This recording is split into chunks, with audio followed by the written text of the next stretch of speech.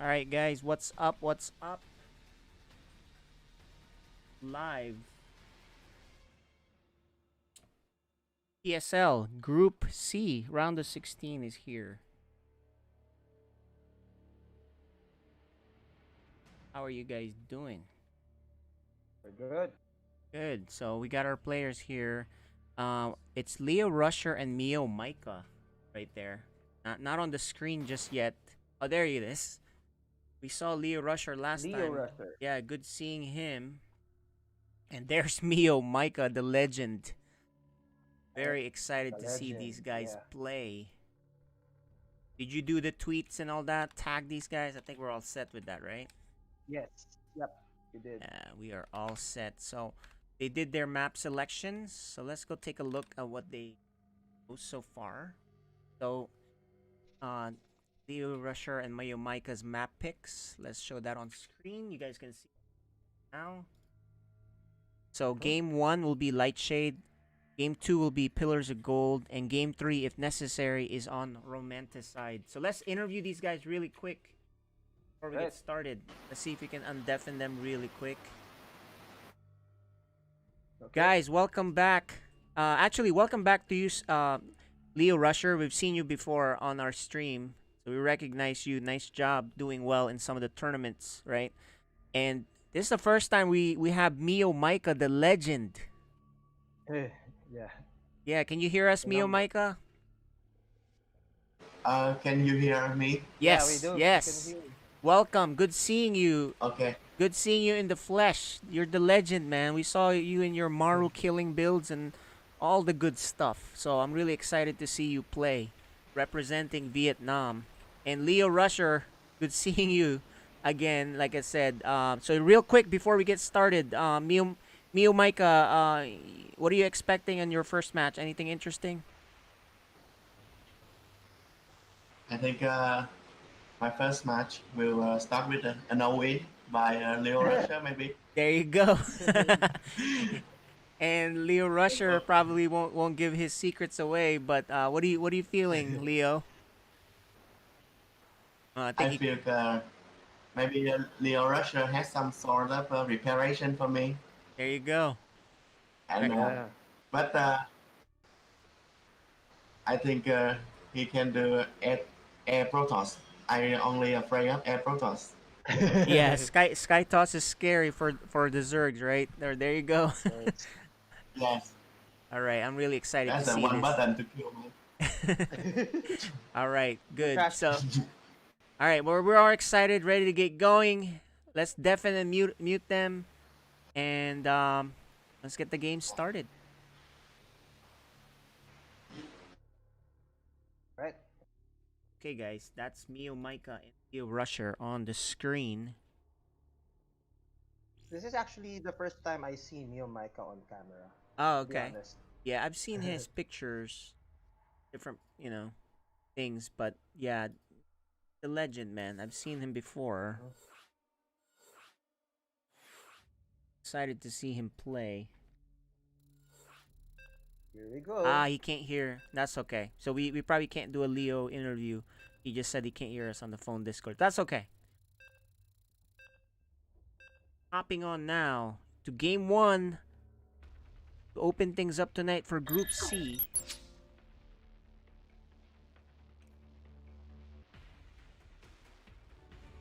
This is Storm StarCraft League Season 2. we got a Zerg versus Protoss, guys. Intensity. Esports. Yeah, both of them for Intensity Esports. Okay, that's right. So they know each other. That actually makes Really it well. so that Leo, has a pretty decent chance to upset here, right? Because he knows as a teammate if they practice. Anyway, the bottom left, it's Leo, aka LeoRusher.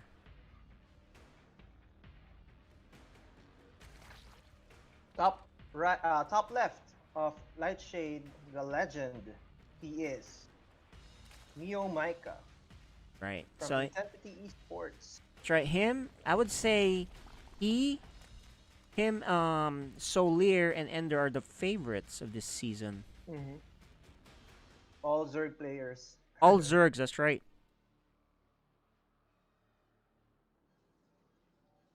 So So Leo has to do yeah. some all in. Mm-hmm. But You the should, thing is, MeoMaika is known for all ins too. Or of crazy course. builds. So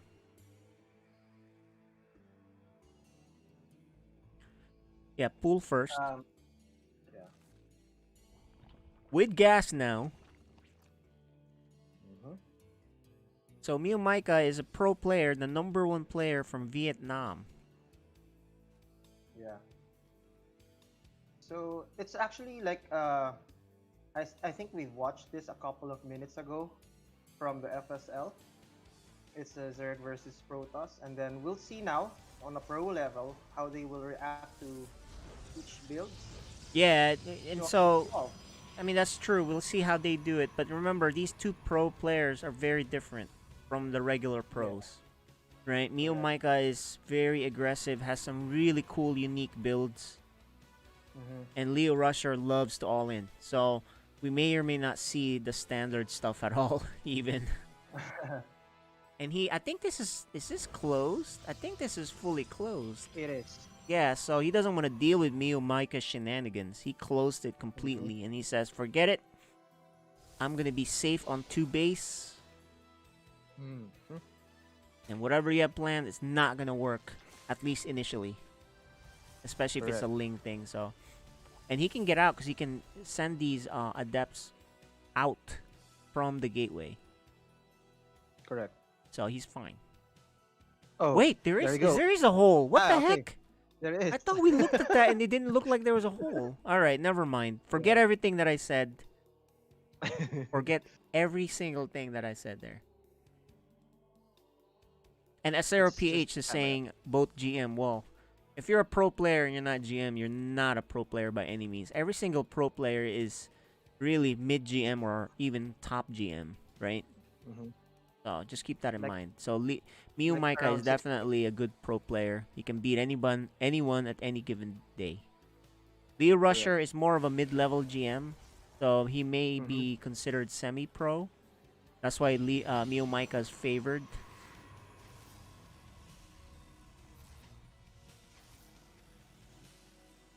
Okay, so MeoMaika's MMR I think is around 6K. Oh, he has a different user now. Yeah, I expect him to be pretty high. Um, 6121. Okay, there you go. yeah, and that may be. 6100. I wonder if that's Korea MMR even, which means it's even higher. Oh, he can actually get in. Mm-hmm, mm-hmm. Surprised he didn't force field some of them in to trap them, because you can trap them like right here, Yeah, but he didn't do it. like Yeah, correct. he wants to save Like his 63. force field probably to hallucinate scout. I'm guessing. Ah, yeah. There's a lot of things in here that pros do, and there's many good reasons for them, right? And Mm-hmm. we just see like, Like wait, what? Yeah, timing. there it is, and he does hallucinate There it is. Oracle Warp Scout. return.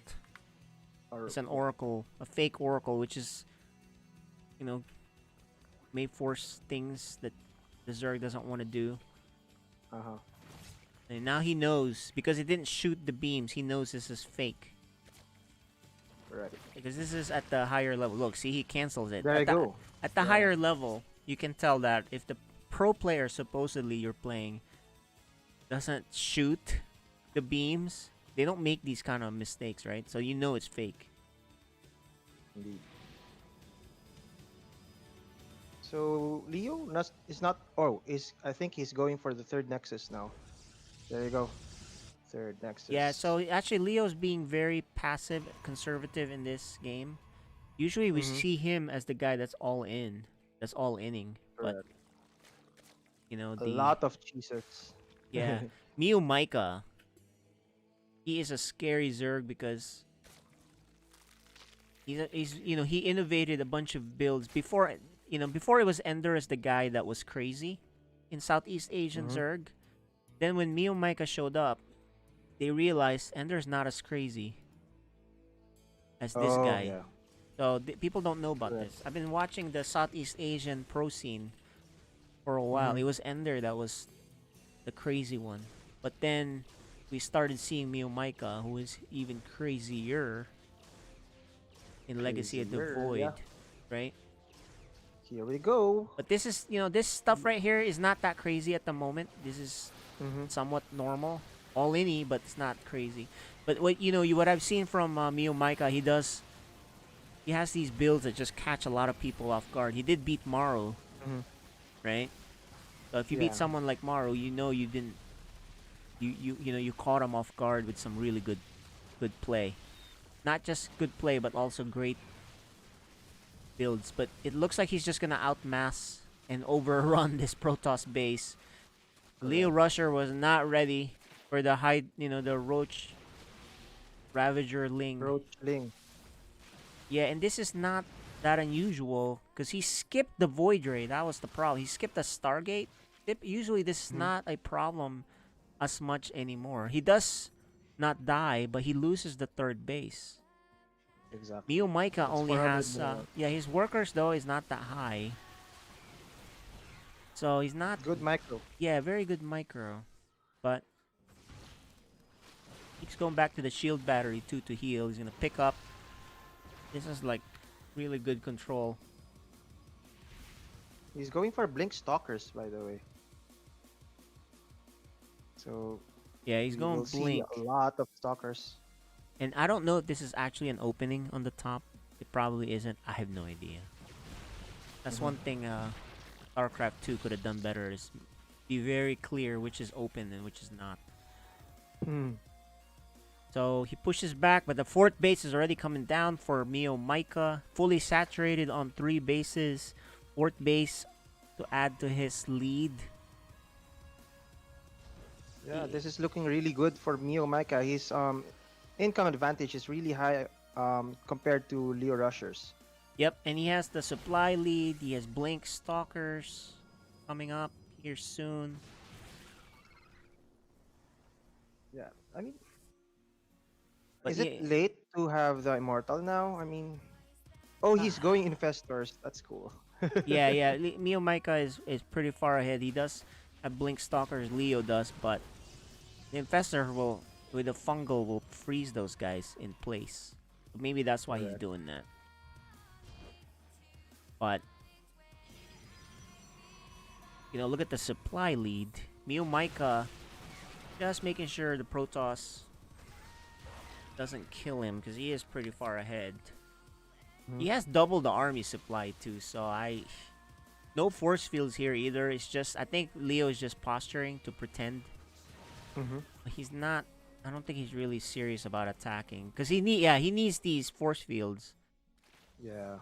these sentries, because he can't really fight this army with just Blink Stalkers, right? Yeah, watch out. Yeah, Got the Immortal. Fungal though, the Fungal is gonna hold him in place. Oh Watch out, he's waiting.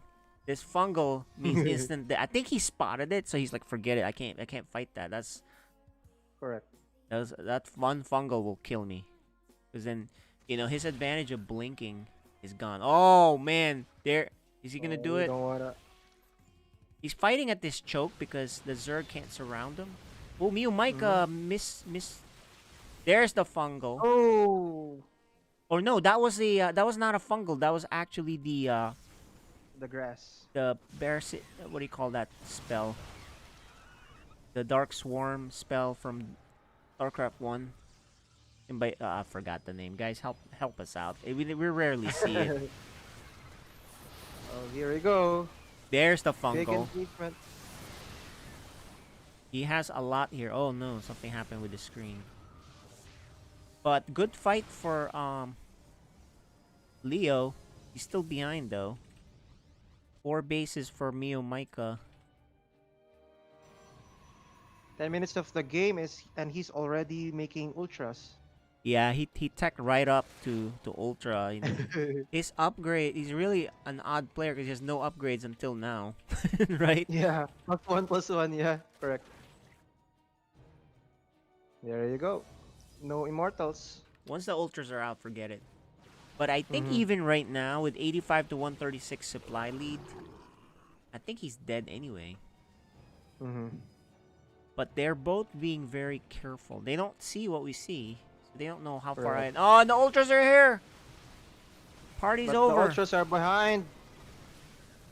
He's attacking on one spot though. I'm really surprised he doesn't spread out. Force fields don't matter with ultras. He doesn't even need to do the bile. He's looking to bile that prism though. Prism. He Oh doesn't. no. The bile gets this Colossus. This ultra can't be stopped by just the Colossus. 70 supply is pretty lead. much This it. is not a good fight for MeoMaika. Even if you have the lead at this level, you want to be Mhm. safe, so he backs off. He wants a good fight. You know, this is Yeah, but something while that... this, correct. While this is happening, he's getting his 5th base now. Yeah, he's got a bunch of bases And 6th. already. Yeah, exactly.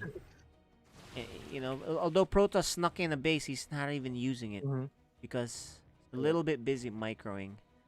He's making Immortals, Charge Lot, and the upgrade for Colossi. And he's gonna add the Templar Archives. You know, he's making a game out of this. I thought he was dead a while ago, but MeoMaika hasn't pulled the trigger though. Correct. He hasn't He's really almost pulled the maxed out, trigger by to the way. kill him. Yeah, exactly. He's been... I think he's had enough to kill him, but he just wants to be super sure. He is gonna kill this base, I think. Yeah, there's a Ah, lot of link. Yeah, those lings, man. Oh no, he recalled. Oh, did he? I think he misclicked.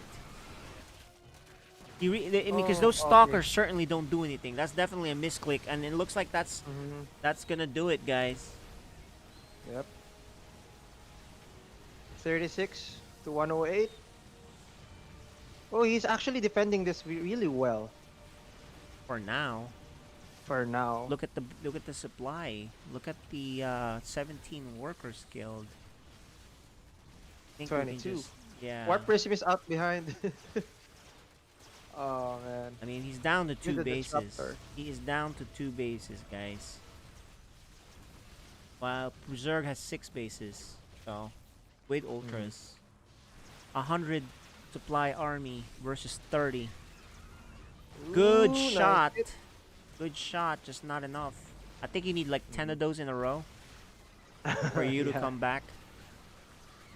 Yeah, this is it, guys. It's been it. It's just that, you know, Leo has the fighting spirit. The intensity of MeoMaika. MeoMaika takes game 1, boys and girls.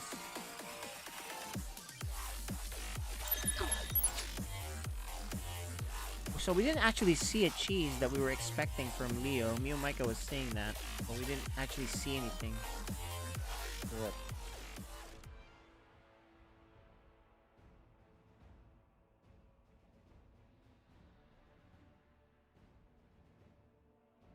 Okay.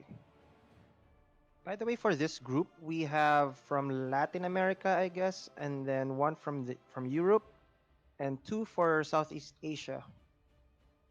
So, and let's invite them to the game. So we'll be using Singapore server for now. Very widespread of the game regions there. Yeah. So I was showing the map pick. Game 2, as you can see, is on Pillars of Gold. Right.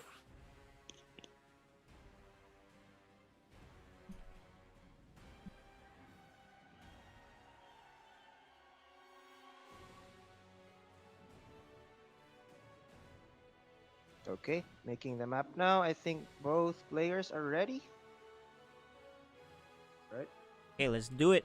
All right, guys. Game 2 in Group C is going to be on Pillars of Gold. Protoss versus Zerg. Going to be cool to see. The last game, LeoRusher didn't really all in. I don't think he got caught off guard with a roachling attack. Wait, guys, here it is. Welcome. This is Storm StarCraft League Season 2. okay. It's a best of 3. Top right, the player from Vietnam, MeoMaika. And on the bottom left, the blue Protoss from Intensity Esports, he is LeoRusher. And there's the Intensity Esports logo. Yep. Shout out to the Intensity Esports team. Thank you for supporting us. Yeah, and they happen to be, these two guys in the same group. But this is round of 16, so it wasn't like they were in the same group in round of 24. So that's the good news. You hate team kills. Yeah. All right. Same opener for MeoMaika. Yeah, and I think that's not a 12 pool. That's like a 14 pool or something. 15. I'm not sure. I didn't catch it. So it's not a 12 pool to cause a lot of pressure. It's really, I think it's like a safe build. Correct. Anti cannon rush build, anti whatever, I think, and then scare the Protoss.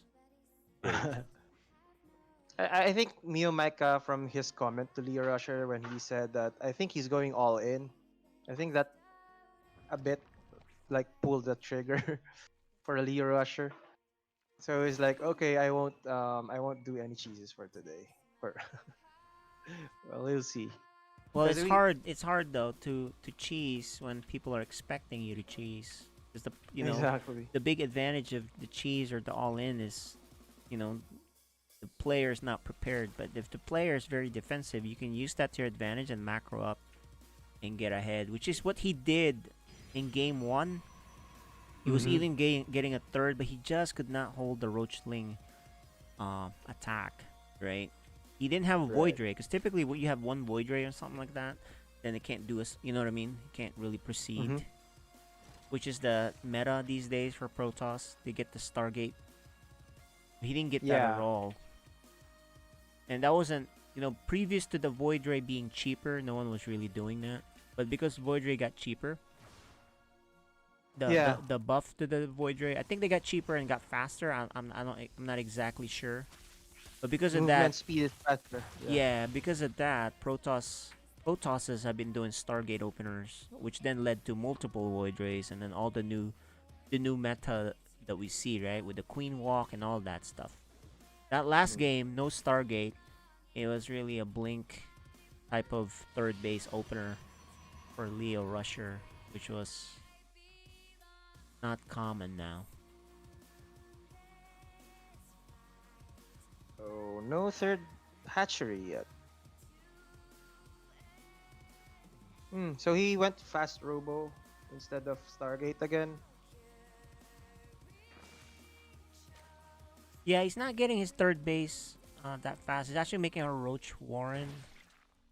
I'm not sure what this is yet, because he would see a third base sooner. But he may be going aggressive. Yes, making 10 lings.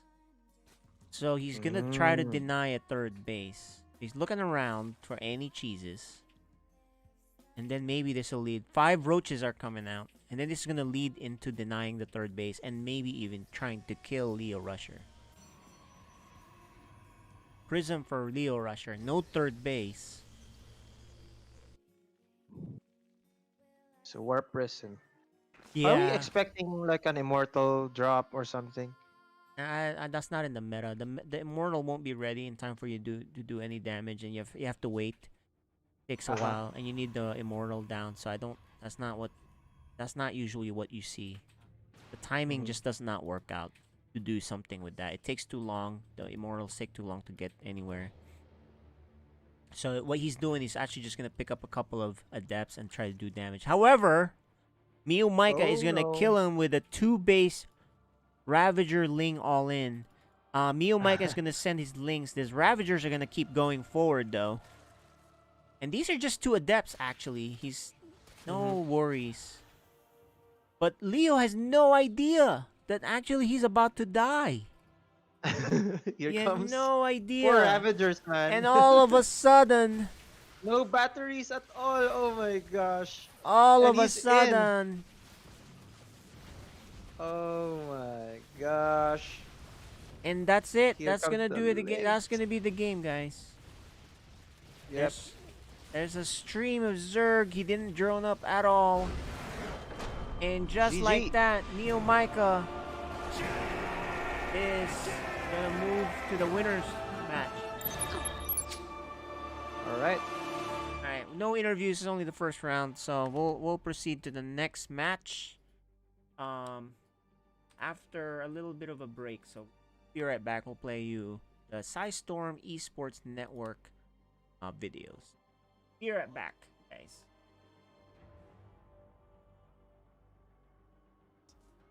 Coming up next is Valorant from the VCT North American Stage 2 Challengers 1, the qualifying match between Gen G Esports and Cloud9 Blue.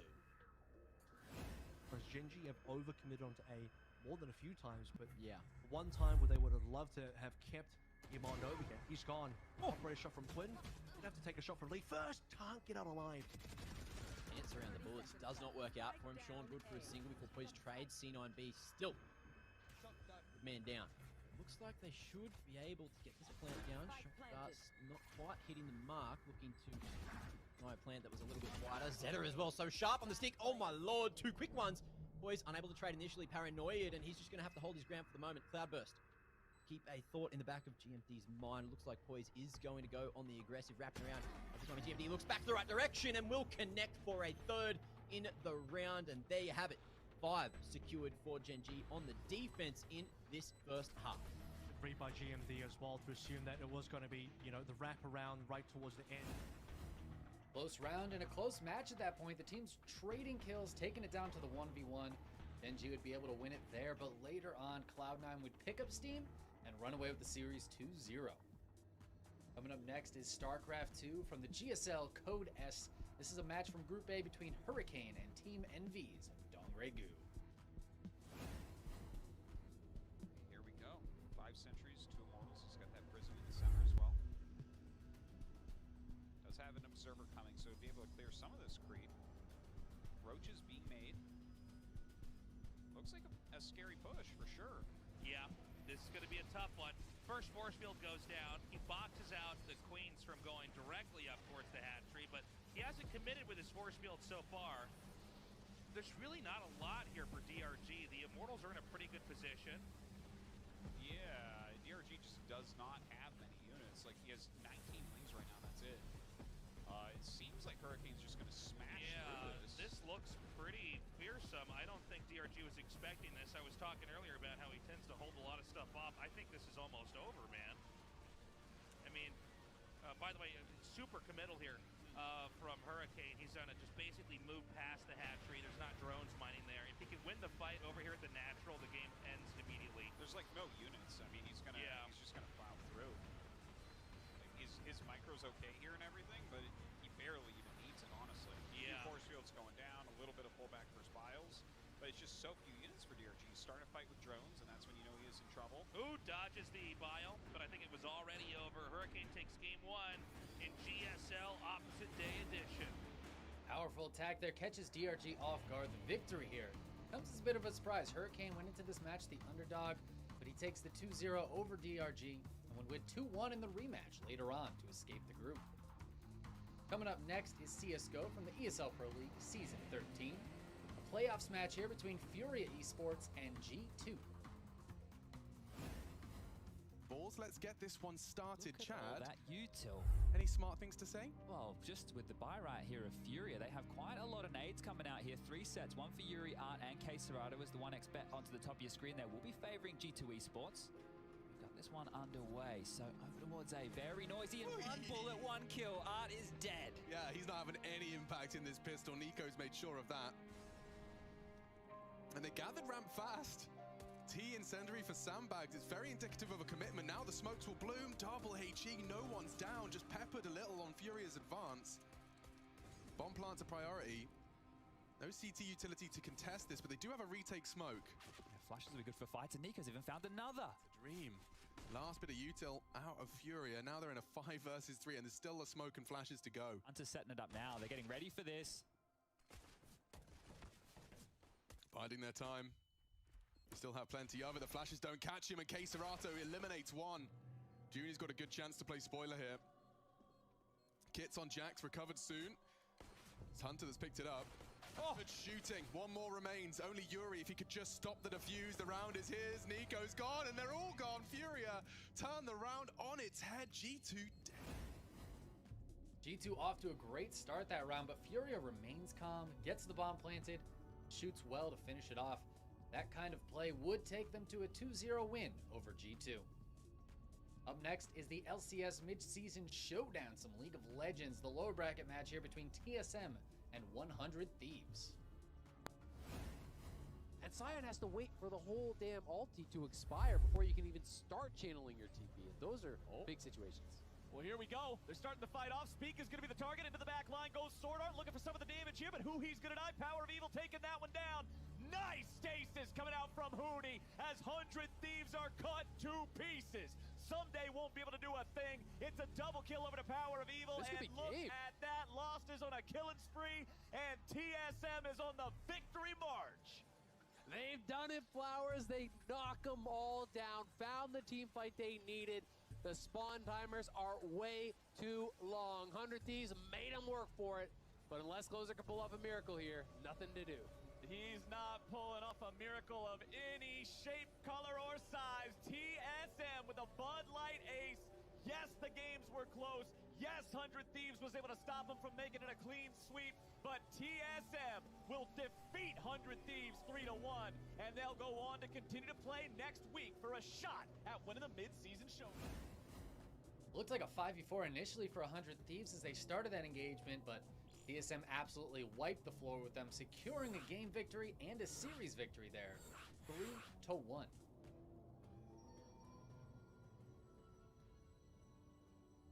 right, guys, I think we're back. Let's just check with these players. Wrong thing there. Make sure that they're available and ready to go.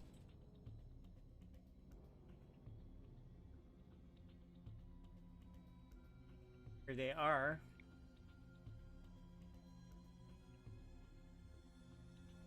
Here you go. We see Souleer, Sideways Souleer, and Tavo all set. Good to go. How you guys doing? Tavo, how you feeling? Oh, he's muted. Never mind. Hello. How are you feeling, man? Good seeing you again. Nice to meet you. Yeah, and good luck with this game. You got a good Spaniard you have to face. Oh yeah. Yeah. So feeling good. So, and Souleer fixed up his camera. He is now right side up. Good seeing you again. It's very late for you, but you're ready to go. Yeah. He's having troubles with his phone, so he can't speak right now. No problem. Okay, well, let's get started. Let's mute these guys. Let's get going. I'm sure they're eager.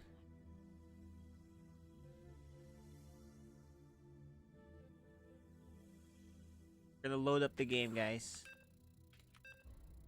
This is the second match of tonight's Group C. Just to show you guys the map selections. Lightshade for game 1, Jagannatha for game 2, and if necessary, we'll have Oxide. Here we go. Let's load up into the game.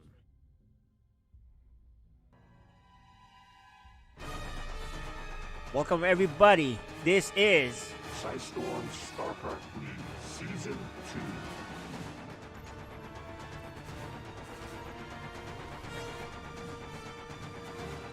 2. In the top left, from Spain, and Exxon, Team Exxon,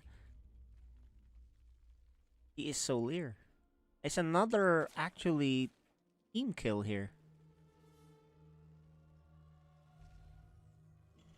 And on the bottom right, the Peruvian player, I think. Oh no, I'm not so sure, but he's from Team Exxon now. He's Tavo. Yeah, you can look. Let's look him up during the break. Which country he's from. We don't want to screw that up. That's for sure. but he is from South America somewhere. We're gonna double check where that is. But they're both from Team Exxon. It's another team kill. This time it's a Terran versus Zerg. And they Confirmed, he's also from Peru.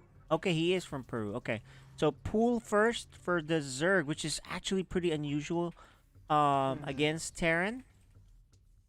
Although we've seen Souleer do this a few times, very aggressive. Right, from what we've seen, the way he is, he's very aggressive. Funny coincidence. We had intensity versus intensity, and now Exxon versus Exxon. Yeah, that's what I was saying. It's our second team kill tonight. It's what are the odds of that? You know, maybe they can just make a deal and say, all right, let's get one of our guys to go each. All right? Deal. We want one of our guys to advance. But knowing the teams, they want both of their guys to advance. Oh, of course. Which is which means, you know, MeoMaika beating the next guy. That's what they hope for, and then LeoRusher somewhat beating the other two, or Souleer or whatever, you know, beating the other guys. So it's gonna be tricky to have both players from the same team advance because they face each other right off the bat. Right. And there's the It's links. like He a knows. skill match. Look, Tavo knows. He saw that it was a pool first because the hatchery was very late. He's hanging out here to see what is coming out. Yeah, I mean, like, I think Souleer wanted to like show 2 links only. Yeah. But then I think he missed that. Yep. And now the Reaper is aware of it. There's actually more links coming. 6 more links are coming in addition to the 12 supply of links out already. This is very aggressive. Oh, good micro by Tavo. Link speed about to finish though. Oh man. This bunker just finishes. And he gets in. The Reaper, the Marine, and the SCV all get in. Very good start here for Tavo now. Because Souleer spent a lot of money. He's behind on the workers. And there will be mules. So tech-wise... Oh, there's no repair! Oh no! Oh my gosh. He underestimated the number of links, and actually now this is good. This is okay for Souleer forcing a liftoff, but he still has to bust in there. Souleer is actually droning behind this, right? So that's good because you know he's not sure if he can bust through here and win, right? You might as well. You did enough damage. You made him lift. You killed the bunker. After all said and done. No Baneling, by the way. No Baneling? Yeah, no Baneling nest. Yeah, no Baneling. You know, he's not looking. 10 units killed. 10 That's 10 lings killed. And Tavo's gonna look and see what's your follow-up. Are you all-inning me after this? No. Doesn't seem like you are. The lings get in and kill a mule. Oh, nice. This is going to be Cloak Banshees. Yeah, and he has a 3rd command center, so he is in good shape. He should be pretty safe now. Souleer, an uphill battle. He was hoping to finish this game early, maybe. That's why he's aggressive. But now he's behind. Taking a 3rd. Yeah. Cloak Banshee is going to be a problem. Yeah, I think I got confused a while ago because of the team. Tavo used to be with Rebirth Esports, and now he's with Team Exxon. Oh, okay. Yeah. That's good for him, right? Yep. Oh, he will see the Banshee. Maybe. He knew about the Banshee. Maybe he saw it. I'm not sure because it was up on the high ground and he got shot. So the Ling dying. But he does have a spore coming out already. So I think he already knows the timing of that. Because he was already making the spore before he even possibly could have seen the Banshee. So I think he just knows the timing. So not a problem.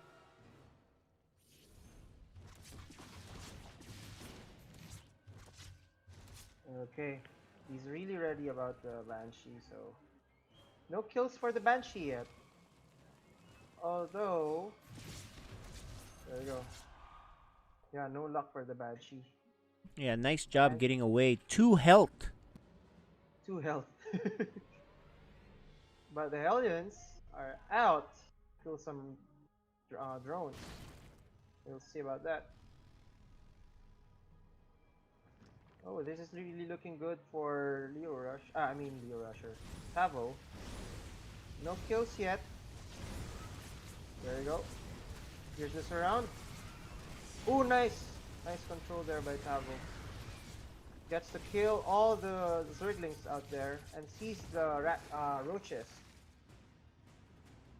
There's like run by on the third. Yeah, it's just one link. ling. Yeah. Just one link to check it out. Roach speed. Yeah, so we're gonna see a bio. Yep, definitely. LeoRusher is not playing here, but we like to say his name because Souleer, I don't know. It's just his name is so catchy. It's catchy name. Correct. He has not repaired that one Banshee. There it is. As soon as I said that, he does do it. Okay. Tavo sending SCV to see if there's a problem or an attack. Looking good for Tavo now. He will spot that changeling. Finally, a fourth base for Souleer. Yeah. Souleer slowly catching up. He somewhat evened things out in the worker count, but remember, there's mules. Yeah. Also, the income advantage is really high for the Terran player, which is odd against TVZ. Yeah, that's what I was saying, because he's ahead. Yeah, He good. started up pretty far ahead, and with the mules, it's like, Exactly. man. So Is he's gonna this attack on tunneling 2 spots. Yeah, he's upgrading tunneling claws. They call that tunneling claws, right? For the roaches. Yeah, he plans on doing some Roach Burrow move shenanigans here. It looks like he's gonna stay Roach Ling. Yep. Should be the name of the game. And here comes 6 killed by the Hellions. Yeah. That's decent. Tavo actually still ahead in worker count. He's Correct. got a And 4th here's command center already. There's an attack on the 4th and the main. Yeah, it was main the Banshee. He's gonna be joined by the Marines. Meanwhile, on this side, there's only 1 queen. Oh, this is looking really good for Tavo. If he kills this, I don't think he will. There. If he kills this, he'll be way ahead. However, he's gonna kill the other base. And he actually can come back and kill this. It's only 300 health. He can come back and kill it with the Banshees, which are cloaked. If he comes back here, he can kill it. He's not microing that right now. He's gonna go home. Saves the medevacs, which is a big deal. He goes home. I think he's worried about a counterattack, which it is what's happening here, which we didn't see completely. He does have 3 tanks. Banshee, so what he's gonna do is just try to survive first. This tunneling claw army is scary, but if he crushes this, he will win this game. The Banshees are here, guaranteed damage. Oh, he's not moving it! Oh! He kills 1. He's not moving it! Oh my gosh. Tavo, he has the guaranteed damage with those Banshees. He has to pull the SCVs now. Yeah, Okay, well, because those Banshees can come back and kill this base. Look, it's 334. He Oh my does get gosh. his fourth command center landed, and immediately mules in there. That was a good Yes. counterattack by Yep. Souleer. However, look at the battle report from that. 55 roaches killed. 55 marines killed. What a match. 24 workers killed. Okay, so that... I think Tavo came out ahead, and he's gonna do these roach burrow shenanigans, guys. Here we go. There's a tank there, though. Heading. Okay, he's gonna He go wanted to up, go. and this is good. There is a turret there, Yeah. which will... Oh. Oh, he's doing a lot. Okay. It's taken Tavo a while to react. And it's not until after he's lost 6 workers and more. There was a drop on the fourth base, and now going for the main base. And this one can Souleer. kill... This one can kill the lair if he goes in there now. Exactly. He should. He should. That's low health. He's already. dealing with the... He's kind of has to deal with that. And the lair will finally go down if he focus fires on it. Oh my gosh, he didn't. He actually, that whole time, he didn't. But this base is undefended. Exactly. And he's gonna drop another set on this left side, which he's gonna lose his medevac. Only dropping one. Only dropping one. Man, this lair is so close to dying. Yeah. That's a missed opportunity for Tavo. I'm really surprised because most Terrans have this have the you know, the nose for that. They're like, okay, that thing's about to die. I need to kill it. Yeah. But Tavo is being taxed by all these attacks everywhere. I like what he's doing here with the planetary on the fourth base. Yeah. Less headache to deal with. Look at this army by Tavo, though. That is scary. Tanks. So many tanks. That's 8 tanks. 9, actually. 9 tanks. 9 tanks in the back. Okay. Yeah, there's a 9th tank in the back that's catching up. The thing think here Souleer is if is he gets... Oh, I don't even no, think you he can needs to unborrow go though on top of this because this Terran army is pretty scary. So you're gonna borrow from behind. Okay, here it is. Now you should do it. Tavo got caught by the burrow move. Oh no. He had a big advantage, man. Unfortunately, he took too long. And that was a terrible fight. He lost his huge advantage. 9 tanks, right? 4 tanks lost. So out of 9 tanks, he loses 4 tanks. Saves some of them with the medevac. Okay, this is where he has the advantage. He knows it's there. The tanks are sieged. This is still a decent fight for the Terran. His power is the bio army with tanks behind it. Souleer, though's army supply is huge.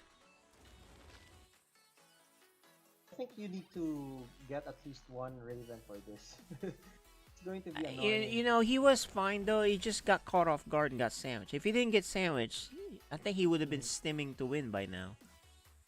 Oh no. Good position of the tank. There's only But one not tank there though. just Where's one, the other yeah. tanks? Where are his No more other... Oh, this is GG. Where is... I think Tavo had this game, and with the Roach Burrow movement, Souleer brings him back from the dead. He was attacking on this left side here. His army, that's what it is. He left his base. But now he can't produce army because they're on his production. The Zerg is there. So this main army here that he has needs to do a lot. Because he has no more army. He can't produce. Production line. Yeah, the production line is already under siege. And this block here on the natural isn't that good. Oh, he does get actually, enough army yeah. out. Because some of the Zerg went down to the bottom. This game, guys, can turn. Oh, never mind. Look at all the... He cleans up the Zerg. I mean, the Zerg. The Terran army has to go back. He's forced to lift. 43 workers killed. And You know, it all started when Tavo lost that army in the top because he got surrounded. That was a Zerg killing army, especially if it was siege, right? 9 tanks not sieged. Well, you know what happens when they're not sieged. But when they're sieged, Souleer does get a base. A drop here. He picks up and still this base. 1464 health. We saw it when he was down to 300 health. Now it's 465. This game is going to keep going because look, he still has command centers.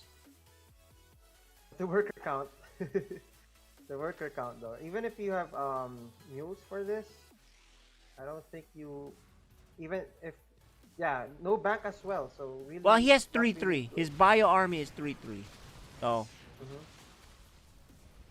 remember, the longer this game goes, the stronger this Terran army is. But he is just his supply count. Just look at the damage. By the roaches. Oh no. There's just so many roaches here. However, supply-wise, it's still 3768, but he's just going to give up, and there it is. Game 1 goes to Souleer. You know, Tavo had a golden opportunity there, right? Unfortunately, I feel like he wasn't careful with his big squad, right? I think if he killed the lair, it would. And if he get a killed the big lair, that thing was almost dead. Yeah. It's like 1/4 health left. Yeah, game 2 is gonna go to Jagannatha, guys. These are their map selections. So we're ready. Okay, inviting you guys.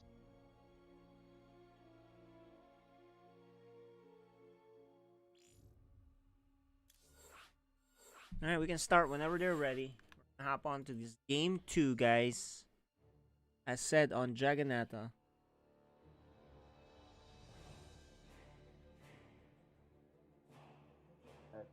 Waiting for Tavo.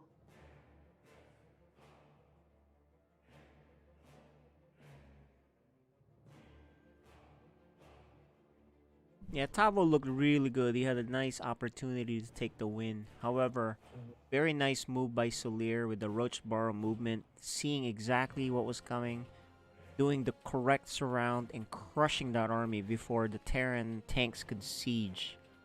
Right? Because unsieged tanks not that strong. When they're siege and there's 9 of them, oh, you can't get near that.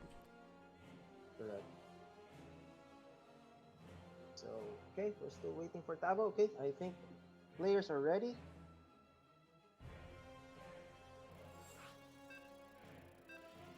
Okay. Alright, hopping on to game 2. Tavo looked pretty decent there. But Souleer is a juggernaut. He's really good, so can't make those kind of mistakes. Okay, guys. You are watching Storm StarCraft League Season 2.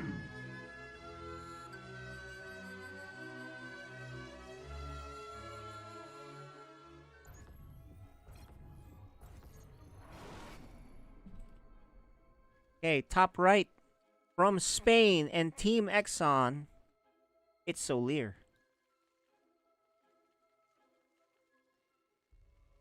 And the Peruvian Terran player from Team Exxon as well, he is Tavo.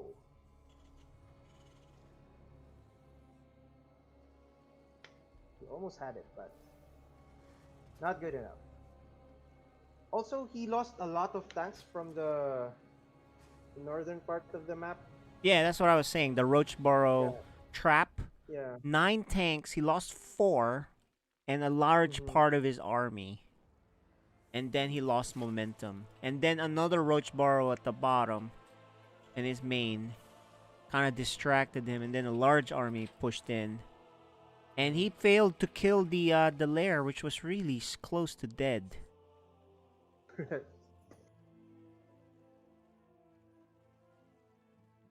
So, Yeah, but definitely he had a chance to win there. No need to dwell on it. He just has to do the same thing. But keep in mind, Souleer opened with a pool first and didn't do enough damage. So he had a nice lead. This time, Souleer is doing hatch first. So Yep. he's gonna have to get his lead the normal way, the old-fashioned way, the honest way, right? so Honestly, I like that's the that. thing. Now you're gonna have to get that lead, because I believe Souleer is MMR wise a little bit higher. So, but they're close enough that anyone can beat anybody, especially if you consider these kind of things. Third CC. I really didn't check that, but I think it is because it's around 430, I guess. That's why his economic growth went really high against Lurk. Yeah, it's another thing. He had a third command center too, right? So it was really his game to win, his game to lose, right? So unfortunate. Oh, and he's okay. He catches it. He does not deploy the mine. He's waiting for it to pop out. Look, he's like, okay, come on. And you know what? So this SCV is gonna try to kill it and prevent it from getting the going back into safety. Watch. He's gonna hug that extractor as soon as he sees. Watch. You see, that's what he's doing. He's like waiting to hug it so he can't make the extractor. But actually, Souleer's already making a base on the other side. So the dance is over. Souleer. And even gets away the drone. Oh, Tavo. Tavo lets that guy get away, but that's okay. He did delay the expansion, forces Souleer to get a base out there. Meanwhile, at home, Tavo 1-1-1. 1-1-1. Usual stuff. I think Tavo is the guy who made a lot of DCs in PSL. We'll see what he will be doing now. Okay. Well, he's making he's making the fusion core, so maybe he'll make a battle cruiser. There you go. Like I said, He's gonna clear things out with the Viking, and then he'll probably put in the tech lab behind that. He has no third command center, so I think he's gonna be very aggressive, guys. Yeah. Tech lab is kinda late, but yeah, he needs to get the third CC right away. Oh, he's gonna float and switch with this. Yes. Yeah. Yes. Actually, what we do usually is we get Viking and then Tech lab right away. That's a perfect timing for that. Yeah, but he already has a pre-made tech lab, so he wants it faster. Oh, but he spots. But he doesn't know if He it's doesn't going know. to It could be uncloaked Banshee, right? Yeah. He has no idea. Meanwhile, these Hellions trying to do something. Yeah, Only killed one Ling so far. There's Yeah, his so third what- command center. There you go. Yeah. So Okay. the BC will probably teleport on the main base, and then the Hellions will kill some drones in the natural or the third base. Yeah, he just has to. The big danger there is really these Hellions not jumping in. Exactly. Yep. So the BC is still maybe 10-15 seconds away.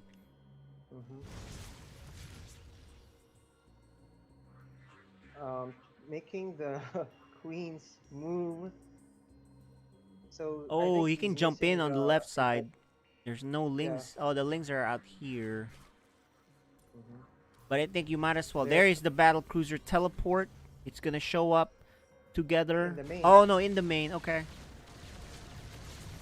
Oh, The but queens queens are are already in there. Where are the Hellions? The Hellions queens are not and the moving. Hellions are gonna go on the left side, but There you he's go, not he gonna knows. get anything done. The lings are gonna surround it. Oh no. Oh. He does not get anything done. This is a terrible start for him. Yeah. 4 workers killed, but he lost at least 5-6 Hellions. And he may even lose this battle cruiser. Is it trapped? It's trapped, bro. To lose the battle cruiser, that's 400. And he's not even gonna kill. Oh my gosh, that's a terrible start. 1 battle cruiser, 6 Hellions killed. Hellions. For 4 drones. Drones. That's as bad as can be. Right? Exactly. And a Spire already coming out.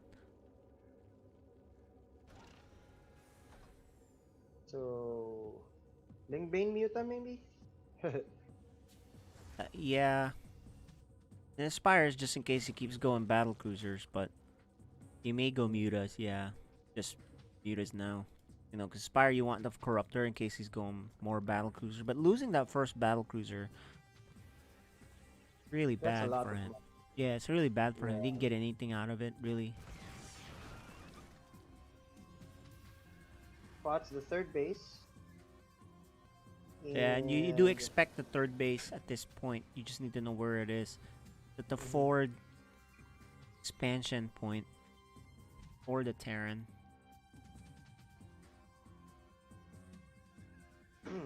1-1. Almost done for Tavo. No Baneling speed yet. Gets the drop, but for no kills. Oh, okay. So he's upgrading air attack. So I think he's going mass muta. Well, he has the lead, so Yeah. he knows how far ahead he is. Oh, these mutas. There's 1 turret at home. Not enough. Oh, is he gonna take a tank too? Oh, good thing the Marines are there. There is a double medevac drop on the right. Mutas are going to deal with the attack on the left. Very good multi-prong attack for Tavo.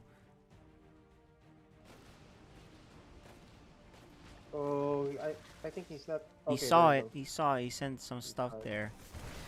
Oh, but you don't wanna And he lose picks up just in time. Oh, no, he On the was- other side, he picks up just in time also, but these medevacs took a lot of damage.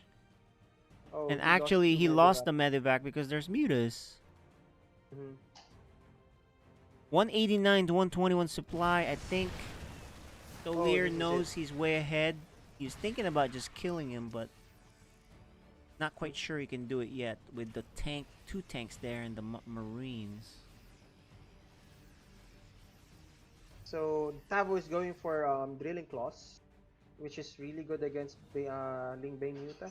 Yeah, that's the next step for him because he can't do tanks, right? It's hard for tanks, and it's hard to get a Thor out in the right spot. Drilling claw, he has 2 factories, so even that's really good. Then he can make multiples and just keep pushing. Okay, But let's the see how he Zerg, does it. yeah, the Zerg is like pretty comfortable now, I think. Mhm. There's the single medevac drop of Marines. But there's a But the ton mutas. of mutas here. They can fight it head on. Meanwhile, he has the Widow Mines spread out here. He's hoping that he gets some nice hits. He backs off a little bit so that way the Zerg can't plan the surround. But look, there's another base here for Souleer, and another one here. And he's maxed out. Yeah, he's maxed out. He's got a lot of money. He's good to go. Yeah. Tavo in Third trouble base right of now. Tavo, Oh, this third base is not. or the fourth I don't base think. rather. I don't think this is gonna be safe, and he's gonna take advantage of that while the distraction is there to attack. Maybe. Yeah, he doesn't save it at all. Mine takes a hit on it, but that's not enough. This flock of mutas is just too big. Oh my gosh. Okay, there's an overseer. Okay. Yeah. And he's trying to Well, they're break them wrong. at different spots, but good micro here. The push on the right side though does kill a hatchery. But the veins. But the mutas. Oh my god. Oh, kills the mines. I think this is gonna do it. The mutas are just doing too much damage. Yeah. The mines, the marines on the left side, can't deal with so many banelings in there. And there you go, Souleer with a clean 2-0. So we're gonna go into the winners match, and we'll be back. We'll let you get that set up. I know Souleer's eager to jump into that, so we'll be right back. We'll let you get that set up real quick. We'll be back in 2 minutes or less, or whatever. Okay. Up next is Overwatch from the Contenders EU Season 1, a lower bracket match here between Young and Beautiful and Sheer Cold. Every single time you land any damage, and he's always getting Cran every single time. Yeah, it's gonna be with the amount of shadows he's been able to pull off right now, and now with this Deadeye to open things up, clearing that space, but he got elevated on the wall. He doesn't find a pick, he just opts to go in for that space instead, but with the Blizzard coming alive, Mimone, unfortunately, you're gone, and so is Krandop. He will be able to come back into that fight with a Shatter himself, but Sheer Cold, they're finding those numbers, and finally, Sheer Cold, they found their footing on this payload. Young and Beautiful, they've lost so many of those members, but you could see Bembes already holding onto that Shatter that you were mentioning here, Ix. Yeah, utilizing the respawn advantage was really smart from Sheer Cold there, just to get their players back in, and they were able to brawl that fight out very, very effectively. Now also Sheer Cold have the benefit of Sound Barrier coming up as well. Something that they could rely on to push very aggressively in this fight and sustain against the wall. It's certainly going to chop them in half. I really like the fact that Sheer Cold could also hold on to the high ground. Bembes, you're gone. Krandop now getting that revenge off of Young and Beautiful. I feel like right there, Bembes wanted to set up in position for that Shatter, but Sheer Cold just beat them to it first. I mean, you already see it right there. They saw the Ant Matrix and like, oh, you guys are eager to actually use this Ant Matrix to amplify that damage. I'm not going to give you the chance. Precision Dutch engineering there from Krandop as he drops the hammer. Sheer Cold gets a great team wipe. It was merely a reprieve from Young and Beautiful's dominance though, as they would go on to win the match 3-1. Our final video for today is from Rainbow Six Siege, the North American League Stage 1 group stage match here between TSM and Mirage. The analysts had speculated that because it was Chalet and not Coastline, that Mirage might have simply been outfoxed in the ban phase. Doesn't appear so at this point. Chala goes down as the very first casualty for TSM. Merc refrags onto Dream, but it's not the person who managed to take Chala out. And the wall getting opened up in Solarium is, they know there's a Valkyrie camera somewhere. Merc's just got to find it. Clearer entry now for TSM towards the bomb site. Ooh, this flank for Nyx could pay out well, and Hotton's gonna get his second as well. There's no flank watch, and this is a freebie, but oh, barely managed just to get that one in the end. Very scary, and as Bolo gets loading, it's looking less and less like a Mirage round. There's another great entry from Geo. Bolo even securing a knife kill. Hotton over in Piano, the top fragger for his team in a 1v2. A whole minute left for these attackers, though, and they're gonna drone Hotton out and take this one patiently. No need to rush. With the drone placed, the dead members on TSM calling out across. Drone into bathroom, finds Hotton. He'll reposition over to the closet. And no, swinging into sight, he'll be felled by Geometrics. TSM take their third round. Good start on the defense there for Mirage, but TSM keeps at them with Bolo and Geometrics getting the 4 kills they needed to secure the round. TSM would ultimately take the match 7-3. It's gonna do it for us today. Give the video a like if you enjoyed it, and don't forget to subscribe to the channel so you don't miss the next episode. If there's an event or an esport you'd love to see us cover, please let us know down in the comments. I'm the Chicken Man, and this has been the Storm Esports Network.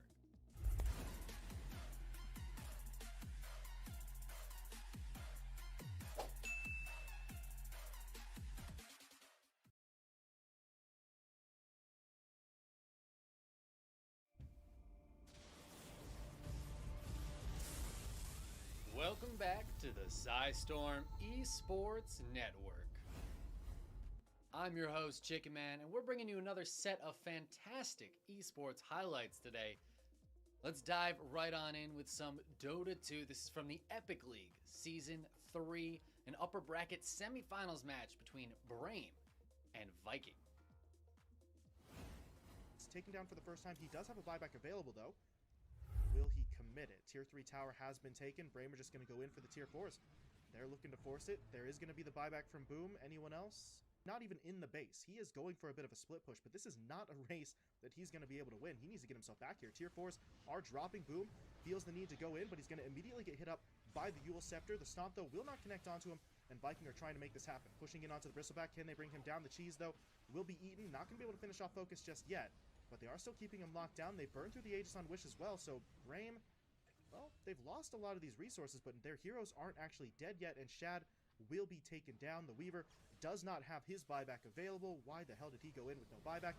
I do not know, and I think that might just be it. Viking are trying to hold, but they still haven't dealt with Focus. The Bristleback is just going to charge his way through. Supernova popped on the back line here, and that's really going to force Viking to basically run for their lives. Aramis trying to get himself away from Focus, but he is not going to be able to make it out as a Tusk will be finished off. Kezu at least was able to TP himself back into the base, so they do have both him and Boom to try and hold the line, but at this point, it's not really looking good. Bramer just going to push for the Ancient. Kezu is going to try to make a play onto the back line. They jump in onto Wish. Will they take him down? No, they don't have it. They don't have it at all. No kill on Wish. Kezu and Boom will fall, and that is going to be the GG called as we see Viking. Well, we see Viking basically blow that lead. We knew it was going to happen, but honestly, until I actually saw the play with my own. Great work there by Brame to take that game. It was a hard-fought win, but they stuck it out. They let Viking make a few mistakes that cost him the game, but it would be the only one that Brame would win. Viking would take the series and go on to the upper bracket finals. And up next, we've got some Valorant from the VCT Masters Stage 1 in Europe. This is a semifinals match between Fun plus Phoenix and Ascend. What can he get out of this? I mean, they've seen CNED, but just noting where CNED is doesn't mean you're going to get much else. Now, the gun is on the other side of the cross, so that's a bit of an issue, but Zipan just beheads CNED. Okay, maybe now game on. Let's see how much more they can do. There's rifles to be recovered here. Oh, Alright guys, I think we're back, so we're gonna interrupt. We're gonna interrupt that cast there. He takes the fight. Here you go. So we're in the map now, ready to get going. Winners match. Sorry. So it's a ZVZ winners match. This could be very fast, or yeah. ZVZ could be very fast. That's how. There we go. So let's All right, get going. I think we're This good is to go. yeah. This is one of the higher level matches we've had so far already. So their server definitely muted. Two of the top 4 favorites are here. Yeah, it's C versus Europe. Southeast Asia versus Europe. Spain versus Vietnam. We are loading into the game now. Welcome everybody. This is Psystorm StarCraft League Season 2.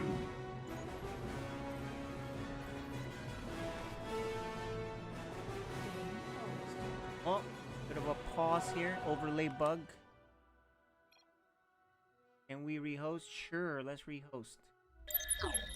Alright. Had a... I don't know what that bug That's exactly is. Yeah, overlaid bug. Maybe there's something on the overlay that screws up the display. So might as well remake it. It's a competitive game.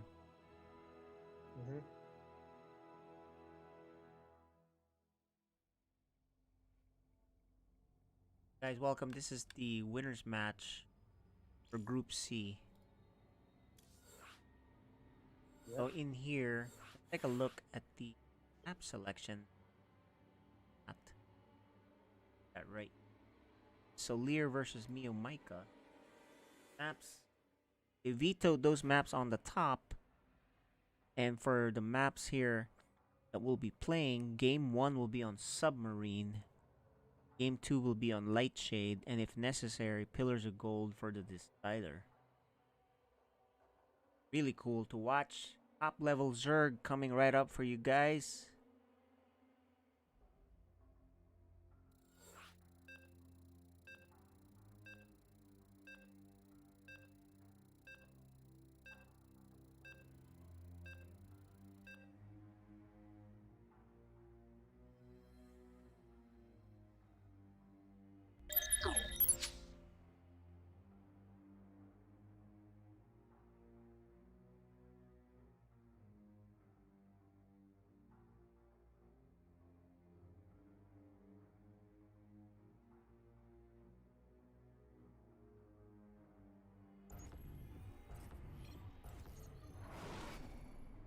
Okay, bottom right.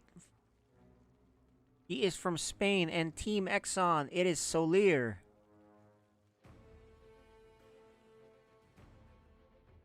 And on the top left of Submarine LE, the Red Zerg from Vietnam, he is MeoMaika of Intensity Esports.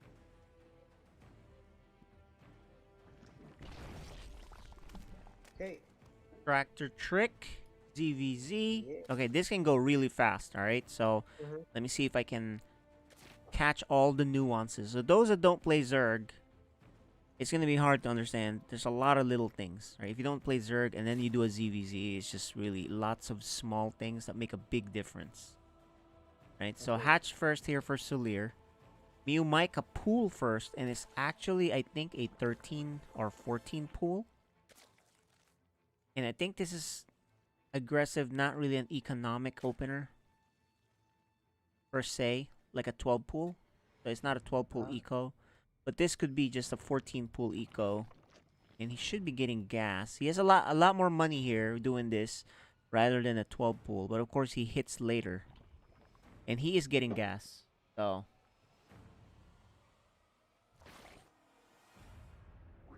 So because of this opener, and if MeoMaika doesn't really get aggressive, Souleer is actually ahead. Right? Because these Lings won't really do enough. They won't really cancel this second base. And I don't know what kind of damage they can do either. Oh, okay. So he's looking to go kill him. So these Lings... Look, Souleer's gonna see that this hatchery is a little bit later, so he knows it's a little bit, it's a pool first, right? So because MeoMaika's hiding his other Lings, he's hoping to catch him off guard, but Souleer already spotted that it's a late pool. I mean early pool, late hatchery.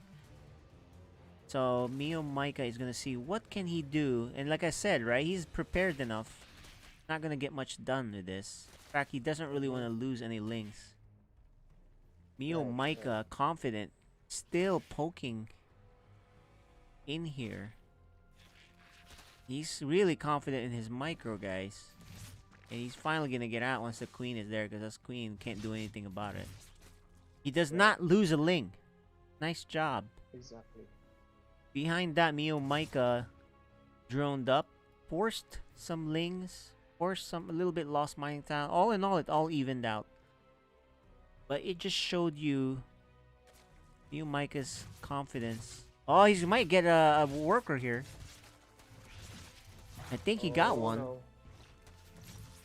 Oh, he didn't get one. Yeah. He didn't get one. Loses 2 Lings.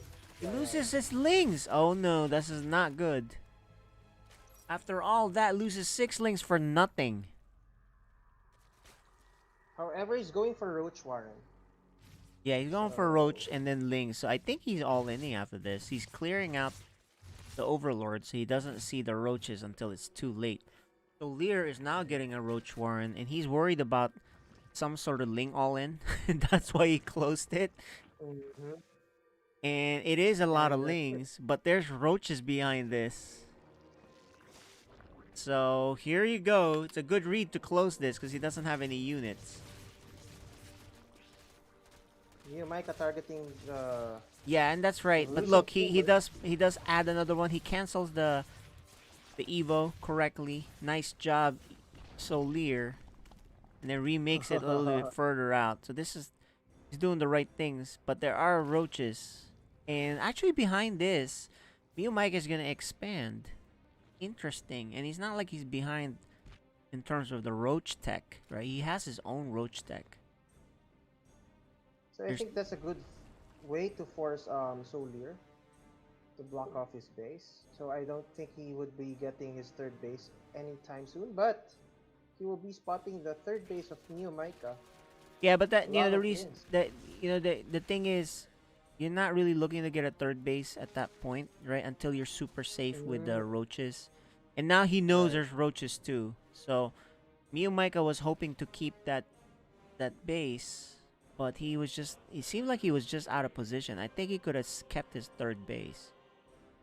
He's getting a Carapace upgrade, Souleer is, but neither of them is getting the lair, so no fast roaches anytime soon. Okay. He's gonna try to expand again. He knows he can't. So no expansions for either, but there is an upgrade already for Souleer. There is the expansion. He snuck it out up there. Souleer knows it. He's got an Overlord right there. So will Souleer take his third base, or is he gonna all in? He's making him a lot of roaches. I think he's looking to kill him. Right. This is No risky upgrades though. yet for MeoMaika. He has a +1 on Carapace, almost done, and then he has +1 on range. And actually, Souleer's gonna expand, so Right. he actually made a lot of roaches instead of expanding after seeing the expansion. Oh, And that's a lot. but that might be the right move because now he has enough roaches to defend, I think. Right? Right. Plus the spine crawler.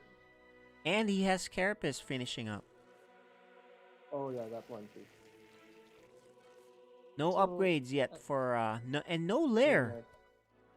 No Neither of them have invested into lair. Here's a Ling run by. Not gonna do much.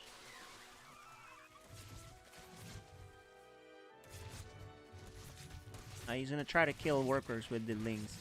But MeoMaika is actually barreling down with his big army with Ravagers, by the way. Here it is. Takes care of that. The Lings haven't been cleaned up yet. A good spread. Yeah, good concave for Souleer. He actually has the upgrade advantage also. Oh my gosh. But the Lings are here to help. They're a little bit stuck. Mm-hmm. The Biles didn't do that much. Whoa. He does break through. More and more coming. I think he's gonna... Is he gonna get the bottom base? No, he's gonna back off. Good defense by Souleer. MeoMaika lost a lot of workers though. And so he has to all in. He lost a lot here. So I think he's just gonna all in now. He's making more Ravagers. More Lings as well. He needs to be strategic in his biling. Souleer looking to defend and hold. Looking good for Souleer. He has the upgrade advantage. It's 1-1. No upgrade for MeoMaika. Souleer getting close, hugging him because... Oh no. Really good concave for... Oh, good splits. No problems microing here. He should get away. He's faster. He's taking damage. That's the Overlord. Yeah, he knows the Overlord probably won't be getting away. MeoMaika's not droning back up. Like, he lost a lot of workers. He's still down at 29. He realizes he's not going to do it, so game 1 goes to Souleer. Nice defense and the upgrades. He probably clicked and saw. He saw, wow, 1-1 upgrade, and he's got the defense. I think there's no point, right? So game 1 goes to Souleer. Some good reads, good defensive play, and getting the upgrade. So, well played by Souleer there.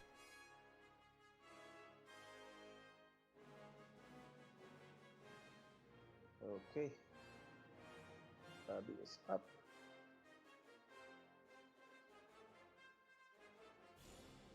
But that's what submarine is. Sometimes they get really dicey. They weren't even getting lair on that. They're just going for it. Yeah.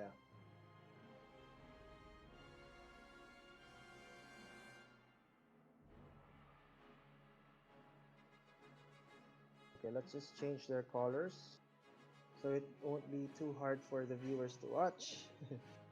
All right.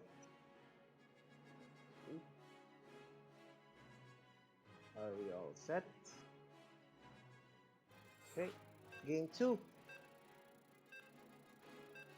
Alright guys, game 2 is on Lightshade. You guys can see here on the map selection.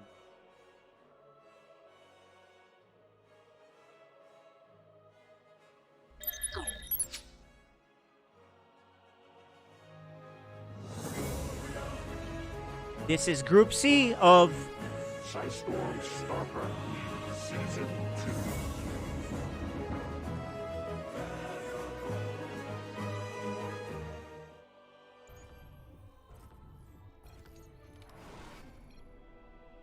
Top left from Vietnam.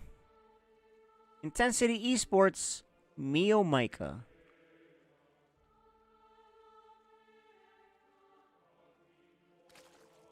And bottom right from Europe, Spain, is Souleer from Team Exxon.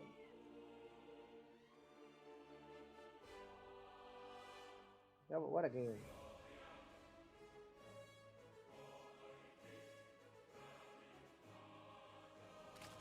Yeah, so MeoMaika chose the submarine map, and I think that's really his strategy for that map, but he didn't pull it off properly. Or maybe Souleer is just really good at defending. Well, his defense was good, right? With the block. The wall. The wall was good, and then he went roaches. And then it's really the upgrade that did it. The 1-1 upgrade. Just too hard to fight that. You're already down 1-1 upgrade. You know, it's like that's so far behind.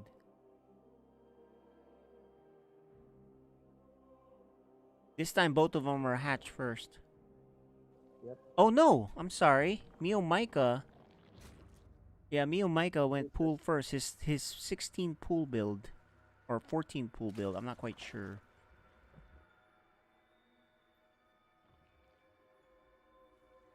Also, remember, MeoMaika lost all 6 lings and didn't get anything out of it. Correct. He jumped in there.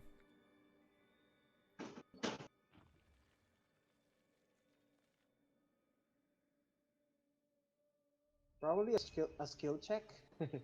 I think they already know each other. They have the skills. The skill check happens when you play like I played the tournament once and I played Scarlet. She skill checked me by just cheesing me with Ling Bane nonstop, like early one. So that's when you skill check. You're like, can you handle this? Oh, you can't. Okay, I'll just kill you each time with a fast thing. I don't need to spend a lot of time playing you. These guys know each other. Is you know, at least high level, right? And MeoMaika is a very aggressive player, so I think when he does these kind of things, it's not a skill check. That's his plan. Right. It's just the way he plays. So Roach first for MeoMaika. Yeah, Roach down here. Curious spot. And Binding for Souleer. There we go. That's the block. Yeah, prevents the view there.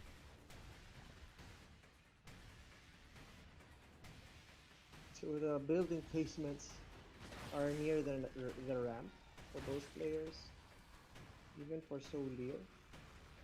Yeah, I think he may be trying to hide it from an overlord that may peek in. The only reason I can think of doing that. Because the overlords could peek in from the other side, right? So when they peek in, they may not see it. So MeoMaika making a lot of links now. yeah, he's looking to be aggressive, guys. This is the MeoMaika show. This is what he likes to do. But Souleer has banelings, so he's perfectly fine.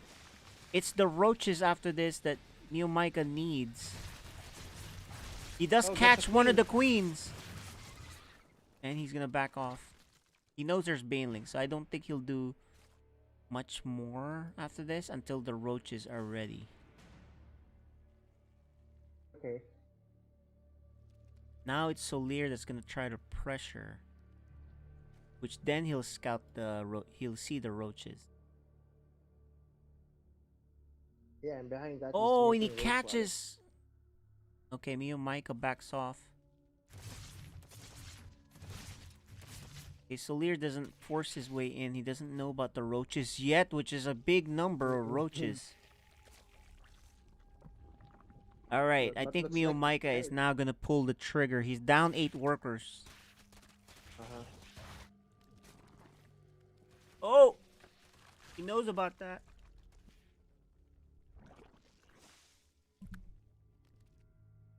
The roaches have been spotted.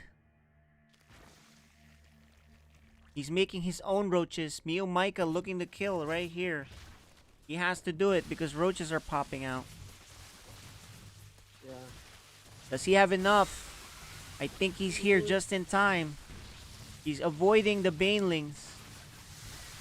Microwing the links. The lings. I think he has enough to do a lot of damage here. The roaches. More lings coming behind this. I think Souleer was just a little bit late on his roaches. And no, maybe he should have walled first. I don't know, but I think he just doesn't have enough. Or at least he'll take enough damage. Even if he does clean this up. 10 workers killed and counting. MeoMaika has a third behind this too, and he's non-stop making things to force. Yeah, lots of links still coming. He will sort of clean it up, but he lost 18 workers. Exactly. And there you go, Lair coming up. Yeah, MeoMaika, big advantage, that's for sure. 47 lings were killed in that fight for Souleer. 24 for MeoMaika. But the key there is the workers and the third base, which is now done for MeoMaika. So how do you recover? You only have 21 workers. It's gonna be hard to recover. Also, you don't know if you're about to get attacked. So if you're MeoMaika, you pretend you're gonna keep coming. But actually, Souleer is droning behind this. I think he knows he's safe for now, or he's just taking a risk. Because before he does anything, he has to drone up the second base, right? He knows he's already behind with the third base. Or actually, he sees creep here. He doesn't know if there's actually a... He didn't see there was an actual hatchery there, but he can kind of assume there is. So the first upgrade for Souleer is the +1 attack for ranged. No upgrades yet for MeoMaika. Yeah, MeoMaika favors making more units, more stuff than upgrading from what we've seen. We don't know if that's always the case. Souleer is finally gonna get a base. He feels like he can do it. These lings, they can kill this queen. Oh, nice baneling hit. It was there. MeoMaika is starting to drone up again. Judging from the numbers, MeoMaika has a lot of army right now. I think it's good to... Is it good to attack now? I mean, like, put pressure on your opponent? It really just depends. He knows about the third base. And if he feels like he has the numbers, and he does, then he will put pressure. Because he is fully saturated already. He's not taking a fort. I think he's going to go kill him now. So I think this is where he'll kill him. Souleer knows he can't hold it. So he backs off. Saves his money. But I don't know if he'll survive. Look, he just has so many roaches. He's like, whatever, I'm gonna bust in here. And there you go. Wow. 1-1. Nice. We're going to game 3, guys, between these two Zerg juggernauts. Souleer got caught with that roach ling attack.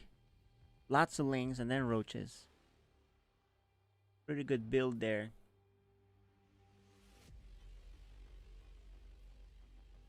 Ready for game 3, the final game for the winners match.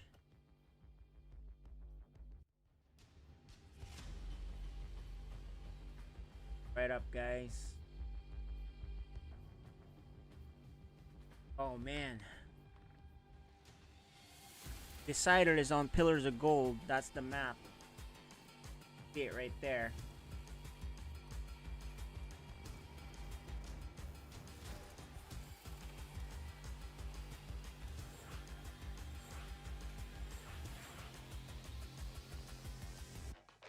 Gonna hop on into the game.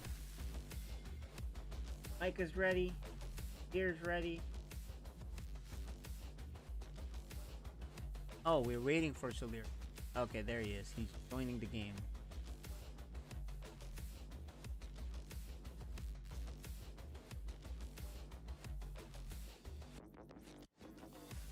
Winners match.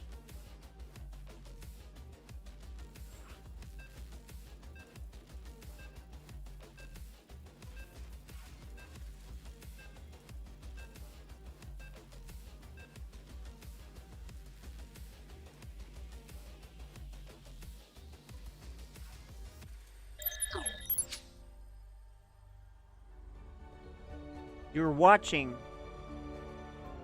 Storm's StarCraft League Season 2.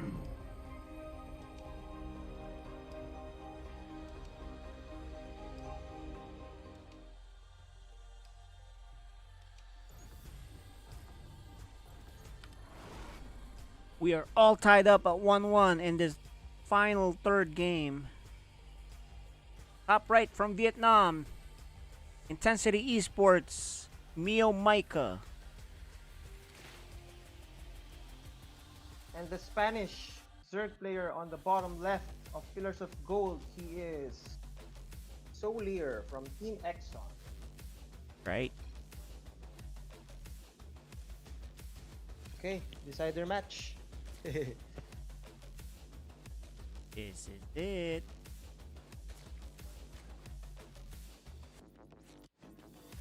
Not seeing a whole lot of late game Zergs here. There you go. Pool first. I mean, gas first for MeoMaika, then a pool. So that looks like a 14-14.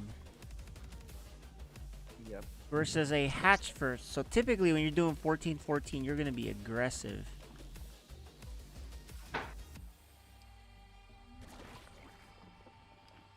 Okay. But will he add a Baneling nest like the old Legacy of the Void 14-14 with his Ling Bane all in? No, he's not. He's going to expand. So that means as long as Souleer doesn't lose and defends well, he'll be ahead. Because his second base is ahead. He'll get that drone up. He just has to defend a little bit. Now, of course, that's depending on MeoMaika. How many lings does he make? Just 4.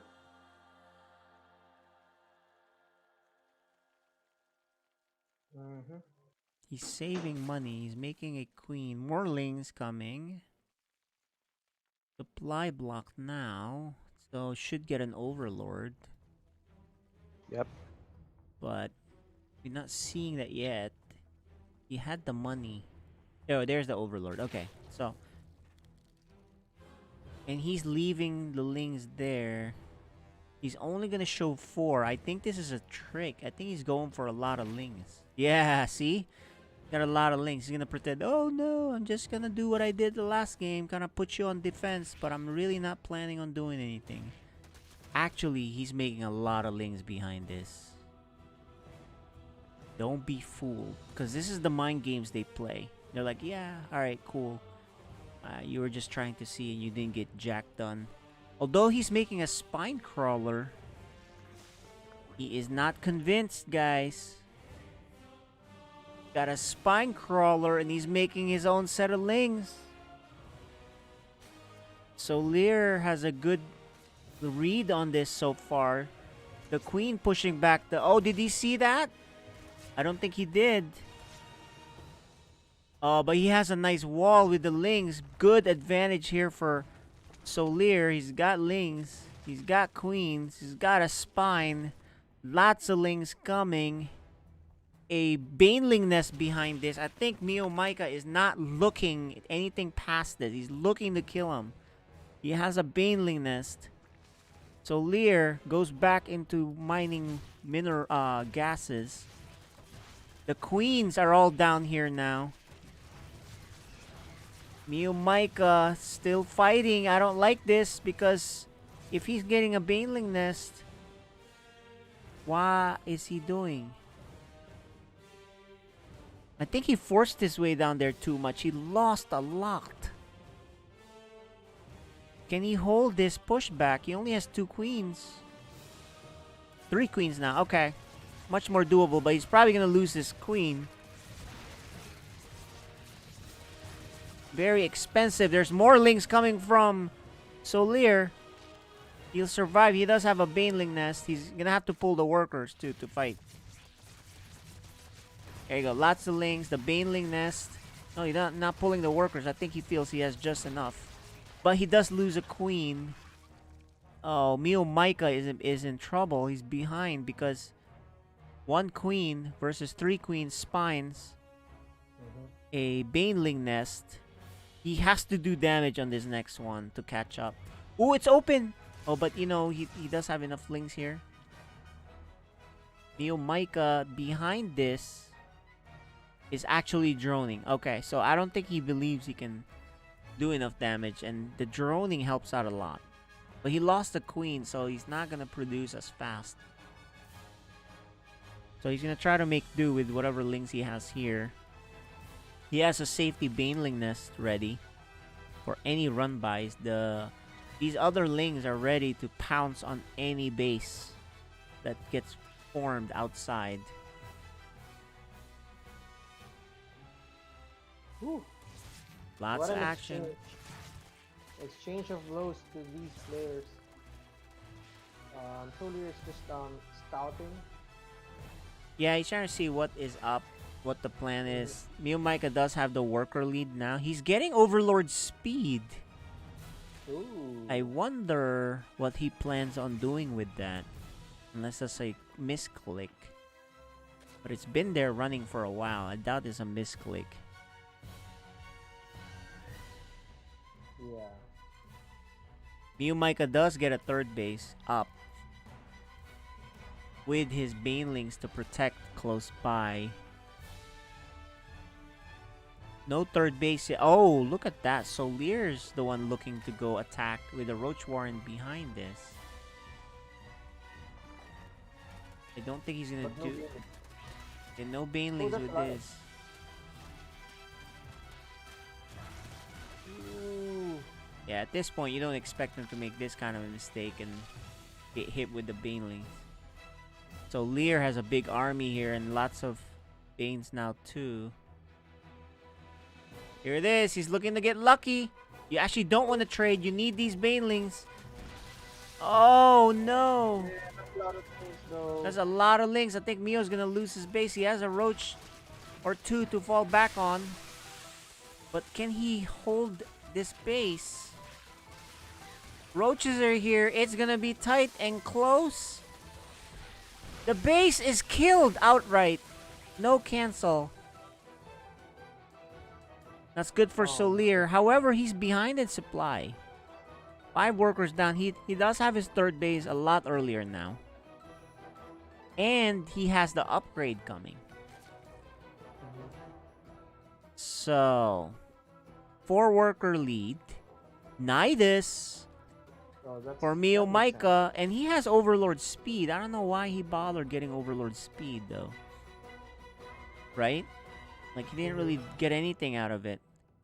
MeoMaika is gonna go and attack, I think. Wonder if he's going to Nidus is queens and other things over, or he's gonna use the Overlord here to drop a Nidus right at this spot. There you go. That's a distraction tactic, guys.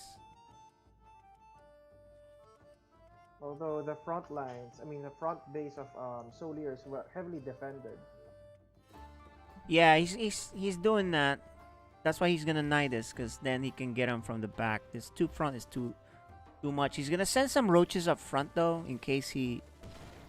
There it is. Oh, He knows his attack is on two sides.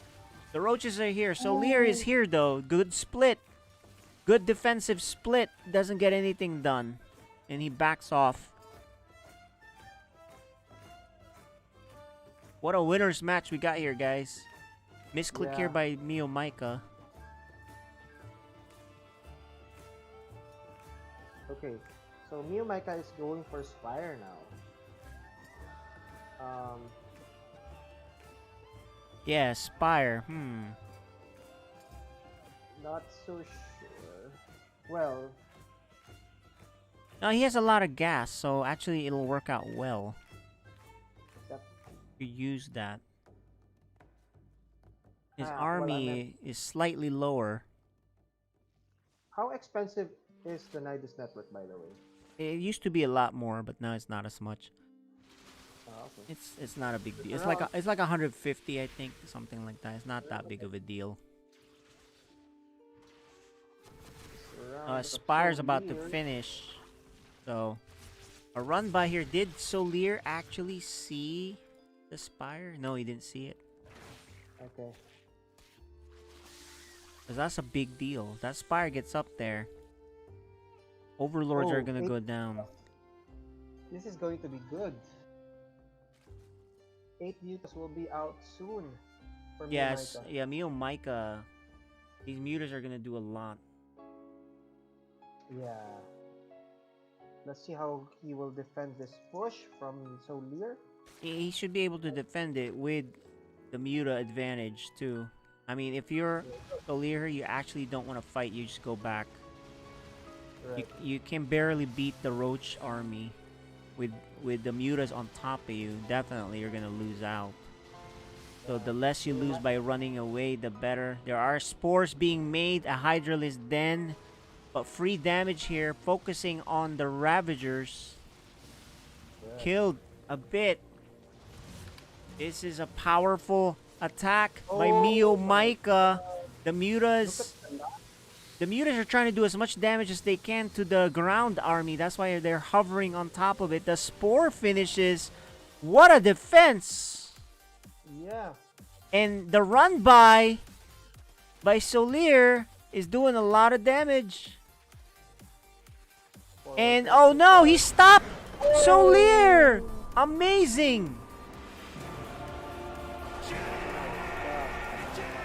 The defense and the counter attack. Alright, well, Souleer will move on. Let's talk to him really quick. I know he has to go.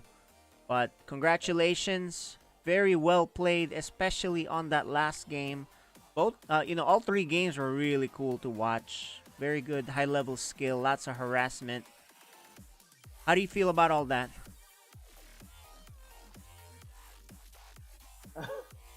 Well, Can you hear us? I think. Okay. Let me message him. Yeah, let's just do a quick question on him. For him. Okay. So he said, "Okay, sec." He set? Second. 1 second. Ah, okay. Yeah. I guess his Okay, microphone let is me- not connected to. All right. All right. Well, nice job, Souleer, winning. Very good match, back and forth, very good control, both of you guys. The counter attack was really good. How do you feel the series went? You know, both are you guys are aggressive players. I think he's still setting up. Oh. Oh, got disconnected. Okay, Maybe. He went. Well. He went for a wet. No, he's here. He's here. Okay, can you hear us now? Yes. All right. All right. So, the games were very fast, very aggressive play from, you're defending, you're attacking. How do you feel this series was with a very, aggressive player that MeoMaika is? Yeah, I was a bit scared because I know that he likes to do some all-ins or some weird stuff. So I know that something was gonna come in the first minutes, but I didn't really know what was gonna happen. So yeah, I was a bit scared, and I think I was also a bit lucky on last game mostly because I thought this could be Nidus, and then I split my army, and suddenly the Nidus comes like You guessed 5 right. seconds after. Like that's Yeah. something that only happens in a few games. Got Because it. Got it. if I wasn't in position, I probably should have lost again. All right. Well, it's good to get lucky, but you also defended really well with that final push he had with the roaches and the mutas, right? You held it just in time. So, nice job. We'll see you hop on into the playoffs now. Congratulations. You come in first place, and you can get to sleep Thank you. right away. There you go. Yes, nice. All right. That's, All right. Talk to you the later. big All right, prize. guys. So that was Souleer coming in first place. There's still one more spot left. We'll get the next games going. So we'll be right back. Let our admin take care of that. All right. Okay. All right. We'll be Got it. right back, guys, with the next game. Boldness on him. Fun plus Phoenix looking for the finish there after starting down, and man, they almost got it. But the clutch double kill right at the end of that from Coldamenta seals the deal for Ascend, who would go on to win that series 2-1 and get into the grand finals. Coming up next, we've got some StarCraft 2. This is from the GSL Code A qualifying match between the reigning champion, TY, and a relatively new player. Not a lot of people know him. He's known as Prince. Like it is gonna finish, right? Yeah, it I guess is. he gets the warp in.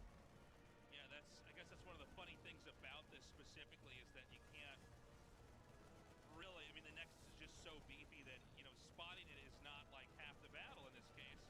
So we've got the warp in, we've got a Widow Mine here, but of course you can just shade by this.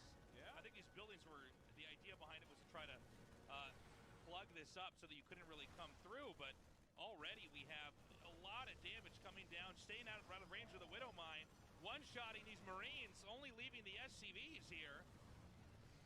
Oh my god. I'm not sure how good or bad this is. Well, the Adepts shade away. Keep in mind he can, with a pylon there, I was going to say with the probe out, you can warp in another round. Yeah, he can warp in now. The strat. I love it. He's making more probes as well. If the probe pops out and takes the mine hit, oh, that's too bad. Yeah, almost. But I guess the bunker probably would have gotten it anyways. So now he has the stalkers, which can be microed more heavily, but obviously take a bunch of damage there. This is one of the most insane things that I have seen.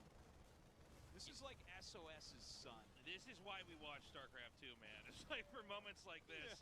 Yeah, this is SOS's son. It's his, I can't even believe this. All right, so the Cyclone's out, and that's going to be eventually. I love it though. Yeah, no, I think it was fun. I don't. A really unique strategy there by Prince. Very fun to watch. Something rarely seen in StarCraft there, honestly. And I feel like we should see more of it. Unfortunately, not quite enough there to take down TY. The man's a titan. What can I say? TY would win the match 3-1 and qualify for Code S.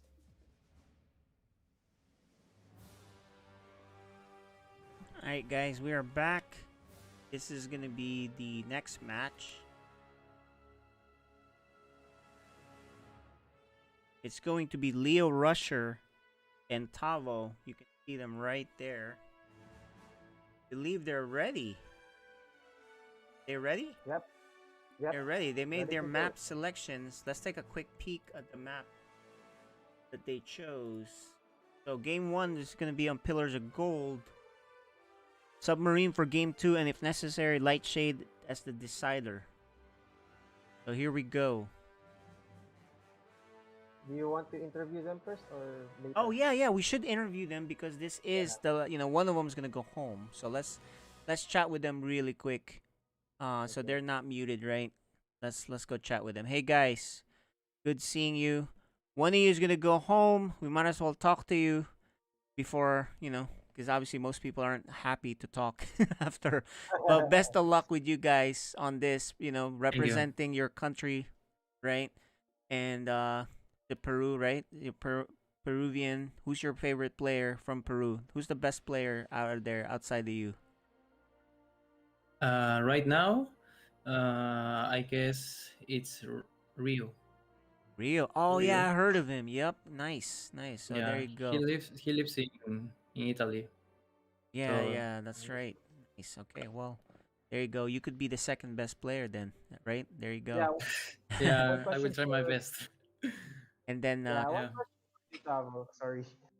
Since when did you join Team Exxon? Yeah, that's right. yeah, was that recent? You just joined them? Yeah, it's Yes, recently. you used Cool. to be with Reaver. Yeah, well. Yeah, I left the that clan. Okay, well. Some issues. Okay, well, I know that team and the owners and the players and the managers there well. So good, you're on a good team. And Leo, Yeah. Leo, you can hear Yeah. us now. I think. Yes. Representing Singapore. Good seeing you again. This is gonna be good. Protoss versus Terran. We've seen you a few times too. How you feeling about tonight's match? Obviously, you're not gonna tell us what you're gonna do, but how you feel? I think tonight's match is really hard. Like all the players here are really strong, so I'm gonna try to do my best. There you go. Both of you guys very careful about how you talk about the match because you're very grounded. But best of luck to both of you, and we'll talk to Thank you. the winner Thank you. afterwards. Okay. Okay. Right. Go so we can mute and server deafen them now, guys. We can get the game started. Tavo versus LeoRusher. Peru versus Singapore. Aaron versus Protoss. Team Exxon versus Intensity. What else? That's like one of everything, right? Yeah. Morning versus night. Morning versus night. There you go. Guys, you are watching Storm StarCraft League Season 2.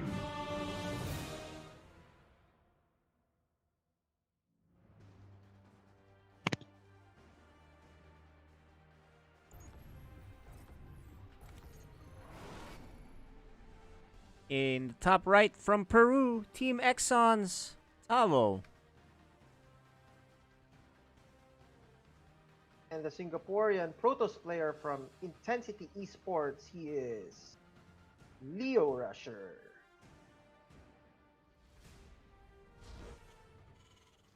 Looks good. Look at where this SCV is going. We all know what's gonna happen. Where are you going, buddy? Yep. Proxy racks, here we go. Proxying far away. Way far. I think this is. What the heck is this? It's a far proxy racks. It's a really far proxy racks. What? Reaper? I don't know. Okay, so 2 gases should be Reaper. You know what this could be though, because there should be a second barracks or something already, right? Or at least coming out. This could be one of those all-ins off one base, and it's all the hidden stuff is somewhere else, and it's on the top left, so it's really hard to find if you're a Protoss. Correct. Yeah, he looks for it and he doesn't see anything. I think this is gonna be a factory right after this barracks, and all the other tech on that side. Oh, it's nukes. It's a nuke. It's a ghost. Ghost tech. You are not gonna find that anytime soon, because that's on the top left. Like you know, when I Well, see something like this, I sometimes I get paranoid and send two workers looking left and right, and just loop yeah, them around. correct. But Oh all the tech is no. off there. It's just very all in. Obviously, if he doesn't get anything done, it's gonna be Ghost, and he probably get Cloak with this, and then it'll kill a lot of workers. Marine is out, so he knows. Oh, there's a Marine. The barracks is somewhere close by. Yeah. Somewhat. Maybe it's on the right side. Maybe it's on the left. I don't really know. But if I were Tavo, I should have gone south instead. Well, we don't know how people think, but So he's gonna make a safety bunker, and actually because of the proxy somewhere, Leo made a zealot in case he was a proxy reaper somewhere. He's gonna look on the left. He's not gonna find anything anytime soon. He's thinking he might be here, but it's not. Ghost cloak, as I suspected, being made. oh my gosh. Yeah, he's not gonna find this. It's a good spot. Now Leo, there's only one Marine here in this bunker. He is gonna make the factory here for safety. He's gonna have to pull workers. Yeah. He sees that he's not sure how many. There you go. Now he's gonna send these ghosts. My gosh, what a timing. Yep, these ghosts can kill a lot of workers. There's a robo coming up. So now Leo says, oh, I better go home. I don't know what is coming my way. There's the command center finally for Tavo. This cool build. Yeah, but Robotex is almost done. Yeah, I think we're Or getting a little bit Leo. of a lag. Okay, here's the ghost cloak. We're gonna see how many. Oh, there's the Server. yeah, there's 5 just like that. Cause it's one shot, right? Yep. Observers coming out. But you know he can scan and kill. Oh yeah, that's. He can scan that's and really kill a that good point. probe pretty easily. He's killed a lot. Yeah. Here's the scan. See? He scans, but good pullback. 14 workers killed. He does take the lead now because of that. He takes the lead in terms of workers, but guess what? His command center is not done yet, so I think, you know, if he was able to kill the observer, he's just gonna continuously kill and then just win, right? But good defense from Leo, pulling the workers, trapping those ghosts, and then they couldn't get to the observer. Not so sure if that's a good trade. Well, 14 probes. Yeah, I think A that's lot good enough. working, you know, lost mining time, etc. So it's a lot. It's at least somewhat even, I think. Maybe somewhat even, but I mean, look at the worker count. It's about the same still, right? So, and he has ghost tech, I guess. He can keep making. He can make another ghost later. Ghosts Yeah. are great with their EMP. Exactly. No defense on the natural yet. Yeah, he needs that bunker to finish ASAP. ASAP. Like right now. Yeah, it's right. It's the punish is coming. Oh, second tank, very nice. But there's a prism. Plus blink stalkers, right? Yeah, Leo is looking to kill him. Here it is. Oh, look at the cyclone. There's one marine in there, but that's not enough. Cyclone, tanks, worker pull. He does kill the tank, so he can keep going. There is a Banshee with cloak. Research coming. Oh, Banshee! Oh, gets away. The Banshee gets away. Wow. Nice. Nice defense. now. Tavo slightly behind in workers, but good defense. Yep. I think it's best to look for the proxy, right? Oh, he's Does gonna he go know kill where him. that- He's gonna go for the kill, actually. Marine Oh, tank yeah. push. And he's gonna kill one of the tanks. Run back. You know, as long as he can kill tanks, he's fine. Uh-huh. But Tavo's not gonna push further. Oh, the Banshee is still here in the natural. Yeah, it got repaired. No, I mean, there's another Banshee down south. Oh, there it is. Yep, it's right there. The Blink Stalker is up here.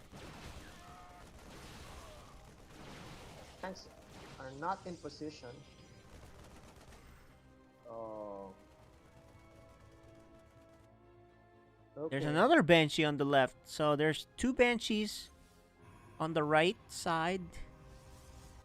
Oh, he did. And there's a Banshee on the left that's gonna want to join the rest, maybe. Oh, he's gonna push. Okay. Banshee's gonna go back. He sees the army. And they're all gonna rejoin together with some SCVs. This is the power push. Correct. Oh no, he sees what's up there. He loses quite a few stalkers here. Can he hold this? As long as the siege can't be too greedy either. Of course. Oh no. Oh no. And there's 3 Banshees. Actually, this is a very scary push. Now that he's sieged, this base is goner. Definitely has to cancel that. Oh, the bunker. Yep, this is a really good, strong push. Oh, but he's not siege. Catches him right before that siege. The tank siege in the back. Does he have enough? There's a lot of Banshees, though. Correct. No observer, right? Yeah, no observer. No as observer. He doesn't know that, so he's gonna keep shooting. These Banshees are packing such a punch. He's gonna kill one of these guys, I think. No observer. He doesn't know that there's no observer. But he's gonna play it safe and kill workers in the back. And hold his position. And GG, Tavo takes game 1. Very nice. Very nice timing and control there. Yeah. So next map will be Submarine LE.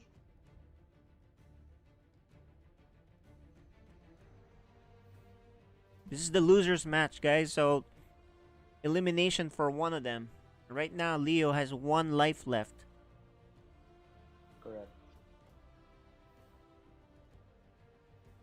The next map map is Submarine for game 2, according to the map selection.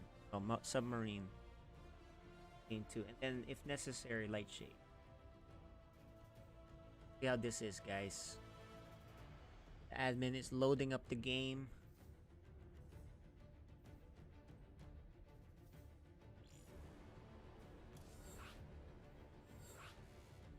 Get that to you right away.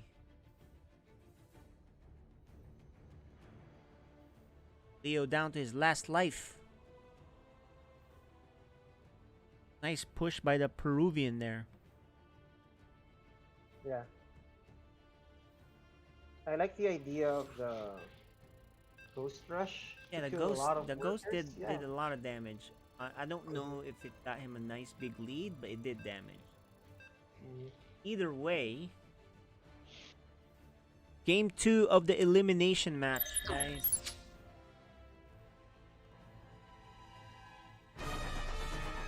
This is Storm StarCraft League Season 2.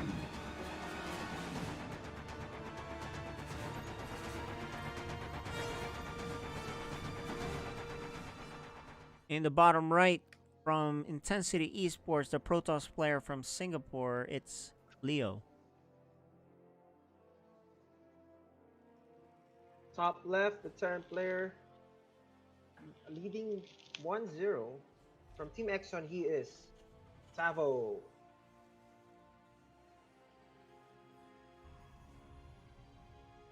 All right, that was a cool build.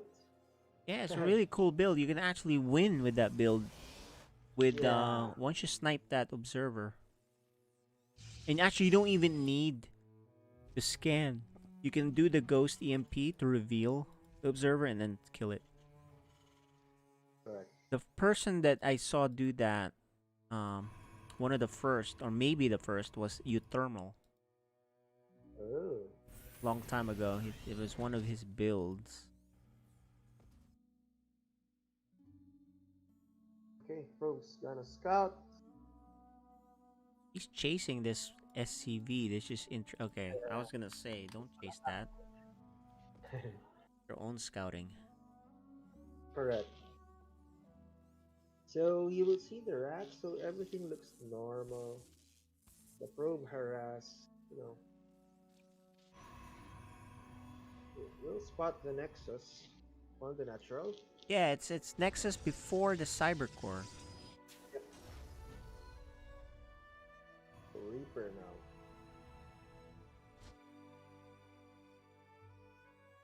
Time to go home, boy.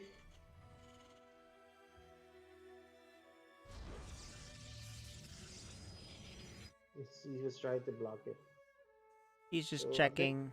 He's just checking to see if, and then he may attack the SCV if he wants, but usually the Reaper comes out. And this probe should probably hide somewhere because it'll get killed by the Reaper. But the Reaper actually goes the other way, looking for cheeses. So all works out for the Protoss.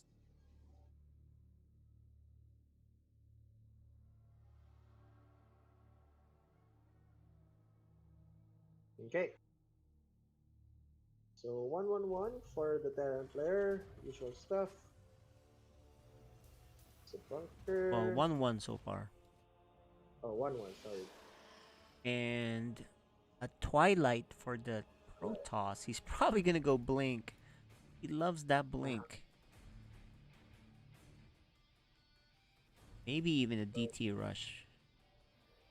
Look at this probe here. Maybe he might do a DT rush and hide the...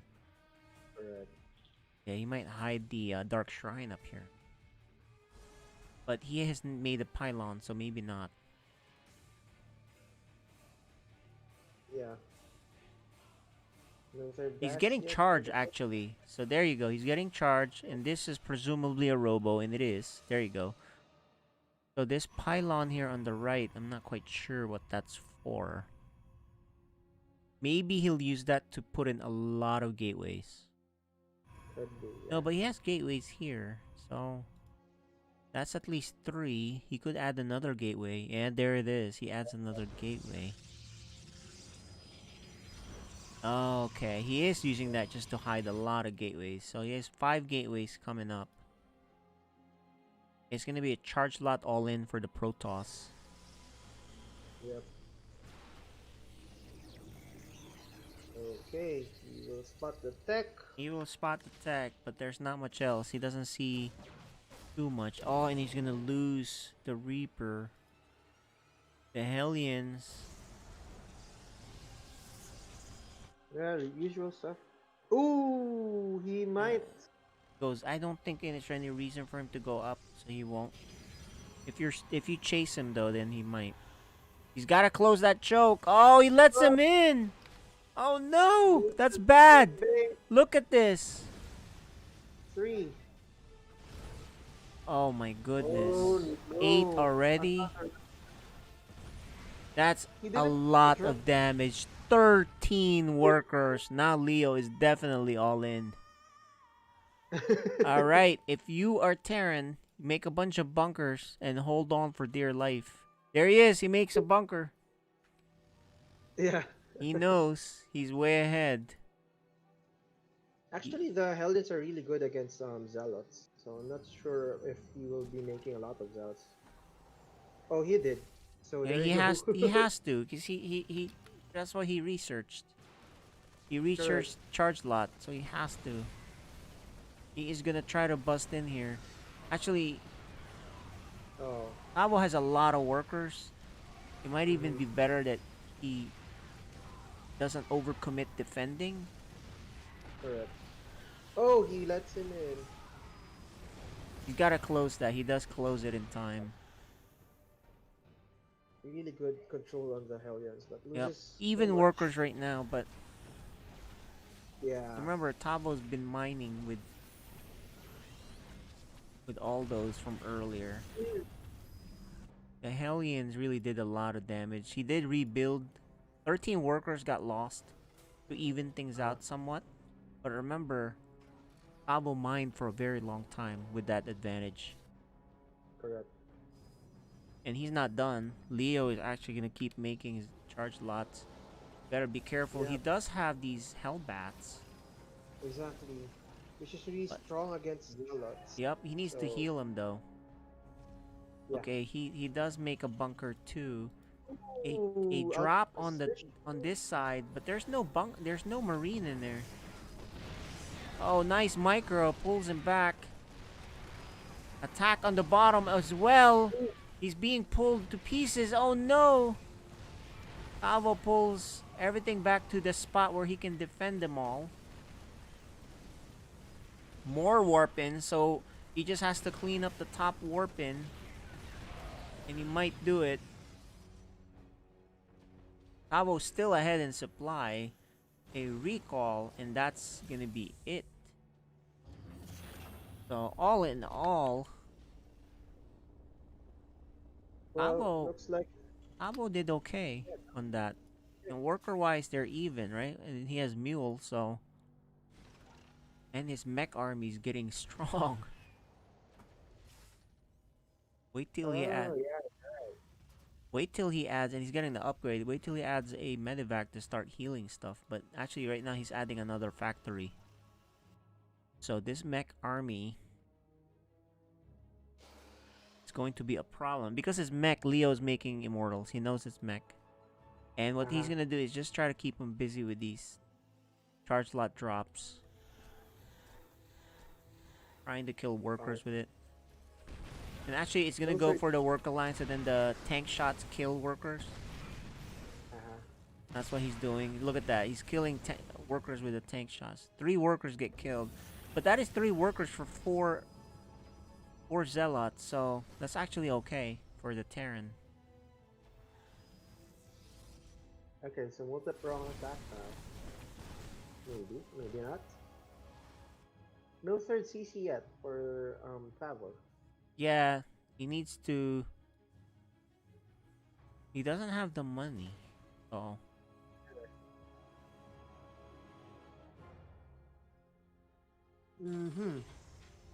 But Tavo's army count This is really army good is now. so good. If he pushes with all of them, Leo can't fight it head on. Right. So this drop won't do much because the tanks are in position. Or maybe not. Not in position. Okay. This is going to be annoying.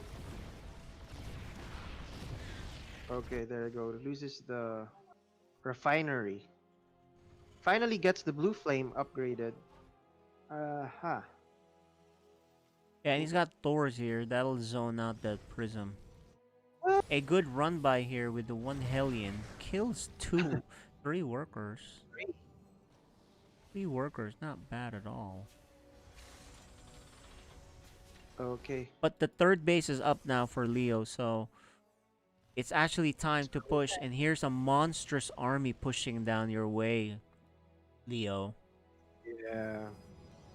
Blue fat line moving towards Leo's base. This is not looking good. And Oh, he's no. gonna He's gonna see it. He sees, oh, I can't fight that. Look at that. Look at this. Oh. And he's gonna Target. focus. Yeah, he targets the Right. the prism. G. And there you go. He advances. Way to go, Tavo.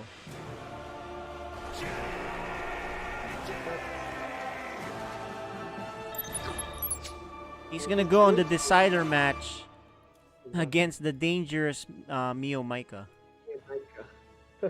There's the test. So we'll be right back while you get that game set up. Got it. Be right back, ladies and gentlemen. Takes a little bit of time to set that up. That is the decider match, guys.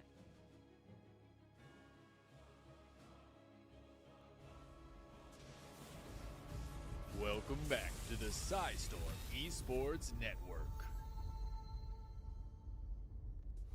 Hello and welcome back to the SciStorm Esports Network. I'm your host, Chickaman, here with another set of top-tier highlights from the esports world. Let's jump into some CSGO to get our feet wet. This is from the ESL Pro League, the round of 12 match between Na'Vi and Complexity.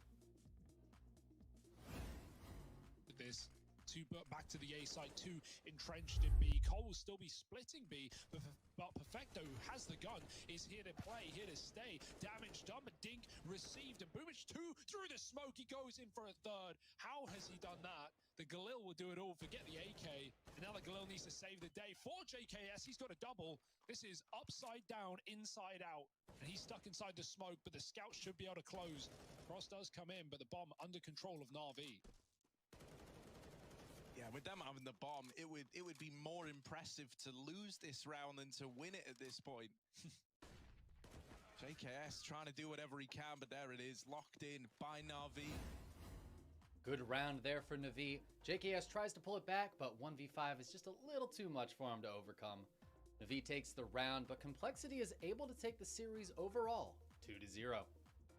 Coming up next is some Dota from the One Esports Singapore 2021 upper bracket. This is the upper bracket finals between PSG LGD and Evil Geniuses. Timing to get the chance of pushing at the high ground. On Lina. Aggressive jump shot. He's going to force out that BKB straight away without the Hex and the stun coming out from Shinky, but Crit going to take them away from the stun. Respawn from Arme. Arme TP's over towards the mid. Crit backs out to the side. Extra TP over from Wise. They look to close the gap. Faith Beyond will push back Arbed. EG just kiting these two BKBs for now. Well, they're ready to jump back in, Arteezy. And with the blink, Arbed, silence down to the two of them, nothing to say. He's falling low, he's going to use himself. Arbed will get bursted once, but he's got the Aegis. He's ready for a second round. Arteezy takes down, nothing to say. He's even thinking about chasing into the back for Y. He wants to go past the tier 3s, up to the tier 4s. He really wants this. Y will pop us out, but Arteezy keeps on diving, blinks to the side. He's out of there. They won't be able to punish him with 3 dead on PSG LGD. Bit of a disjointed fight at first for EG, but they came together and ended up winning a great engagement there. One of many on their way to a 2-1 victory and a trip to the grand finals. Our next video is from League of Legends, the LCS mid-season showdown. Winners bracket finals here between Cloud9 and Team Liquid. Map, they went and immediately took control of the bottom river. They pushed down the mid lane wave. They said, okay, this is our chance to set up. But they know they're still down 10,000 gold. They know the items are not closed. Pretty much every member has an extra completed legendary. And that means when Cloud9 walks back into mid, TL, vision or not, realize, well, they can just bully us off. We can't just take this fight for free. But maybe while you're hitting the dragon, we can try. But Santorin's getting bullied off. This Rend is free. And now with Elder Dragon on, TL took too long to choose to fight. The charm might land, but the one from Jensen won't, and it's not going to matter. Vulcan to the back line. Double kill already for Perks. Sven's going to throw in Alistair for a bit more. Easy Dive comes across, already 4 kills. How far he left alone? He's going to drop as well. The Bud Light A's for Cloud9, not a problem. 15,000 gold in a game, 1 win. Goes the way of the underdogs you might consider as Cloud9 will take down Team Liquid the first. Cloud9 heard you were talking about early games, so they slammed down Redectin, Nidalee, Kalista, Alistar, and they steamroll that early game. Big stuff in the opening game of the winner bracket finals. Cloud9 with an emphatic W to start. Sometimes a fight determines the game, but in this case it felt more like the game was already over by the time we got to that fight. Cloud9 cleans up Team Liquid there and would take the series 3-1 to head into the grand finals. Alright guys, I think we're back. Go with our decider match. Let's check on our players really quick. Go there. set up. This is the decider match, ladies and gentlemen. MeoMaika versus Tavo.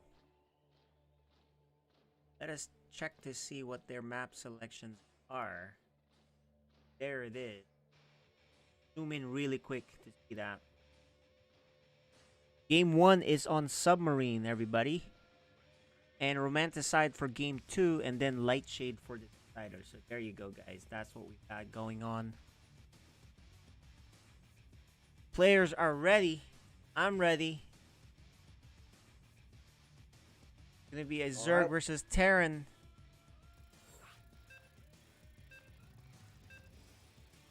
A lot of fun.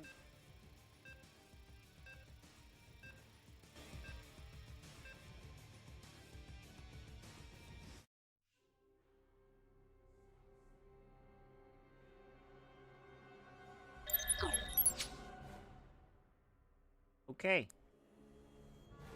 Decider match. Welcome everyone. This is Storm StarCraft League Season 2.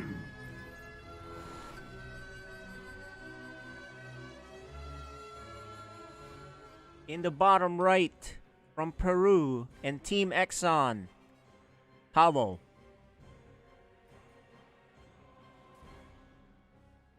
Top left of Submarine LE, the Zerg player from Team Exxon.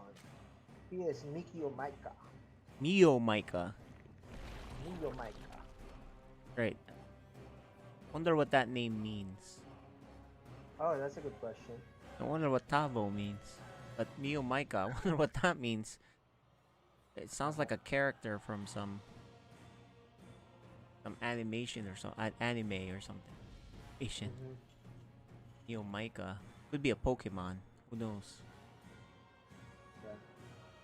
MeoMaika, pull first again. These Zergs, Yeah, man, they've been getting pulled first. Of course. And I've seen so many pull first in PSL. And this is MeoMaika's map, by the way. Okay, so he has a plan here. That's, you know, usually you pick this map, you have a specific build you're trying to do. Exactly. I think most Zergs actually want to veto this map, including Lambo. He never plays on this map. At the top level, he feels like it's unfair because of how close it is and how you can kind of expand and slowly squeeze out Zerg. So I think that's the reason. But you know, if your Zerg style is very aggressive, you actually like this map.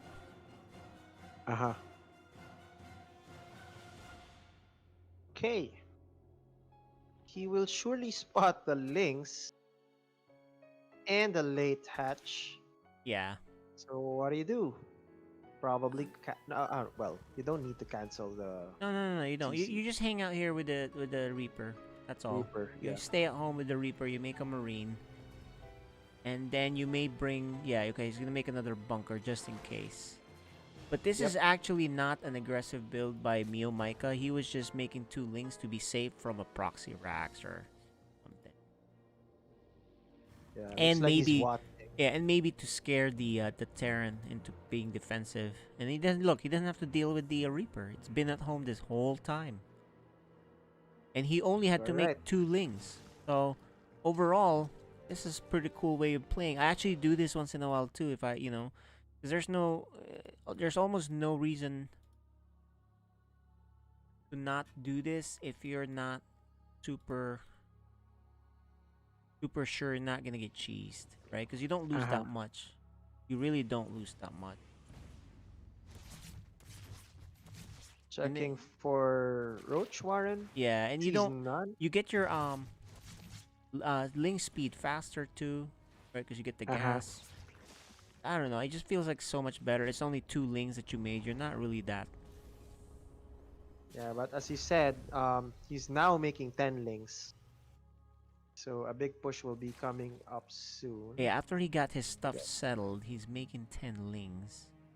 And I wonder if he's doing some sort of odd run by or what. I'm not sure. This is about. Gonna Reaper. miss Reaper.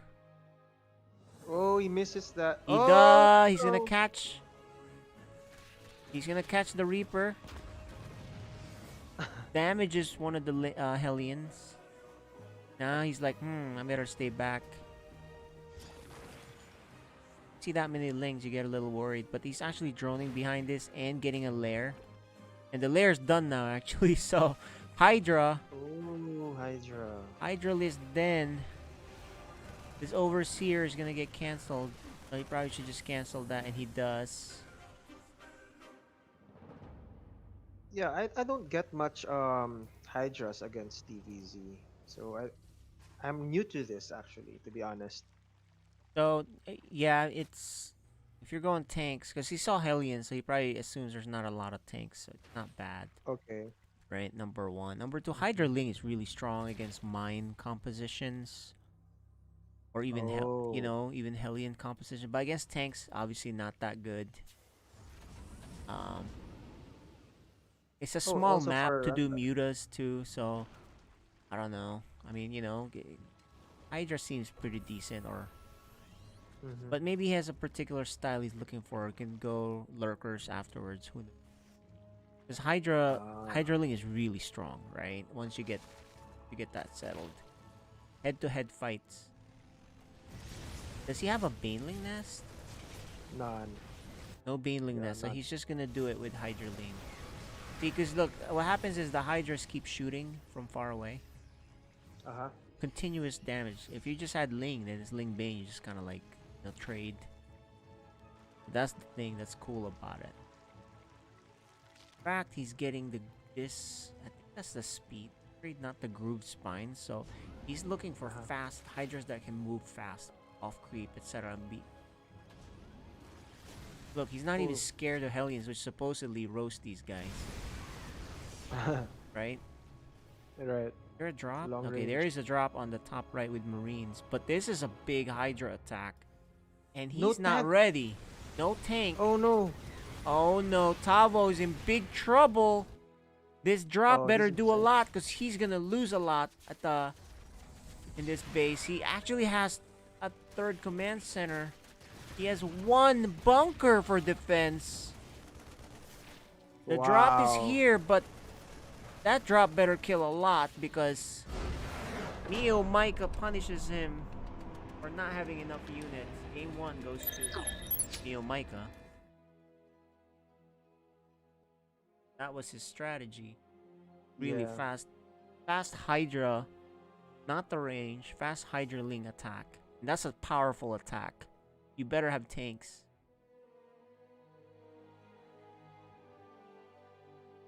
So Yeah, game that 2, makes guys. sense. Game 2 is gonna go to Romanticide.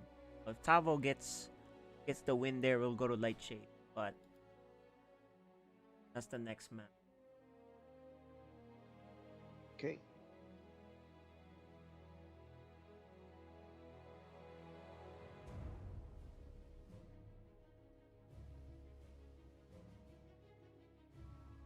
Putting up the lobby now.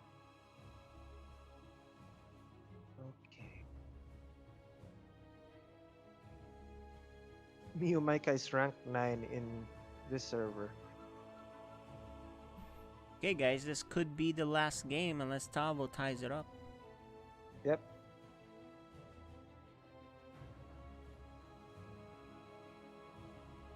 Okay, inviting you guys now.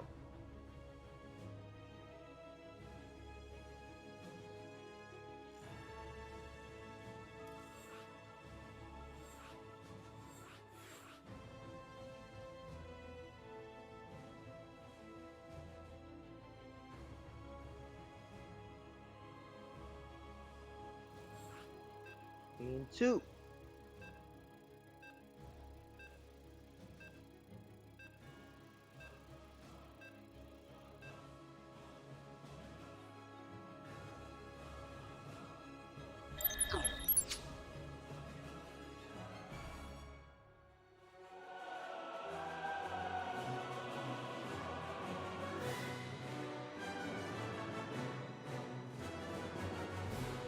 Storm StarCraft League Season 2.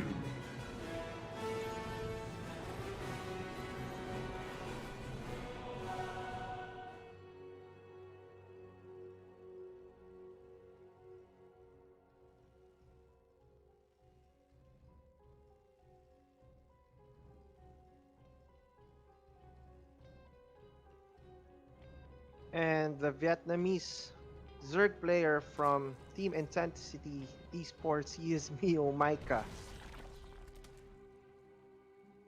Okay. First time we see Romanticide today. Interesting map for TVZ.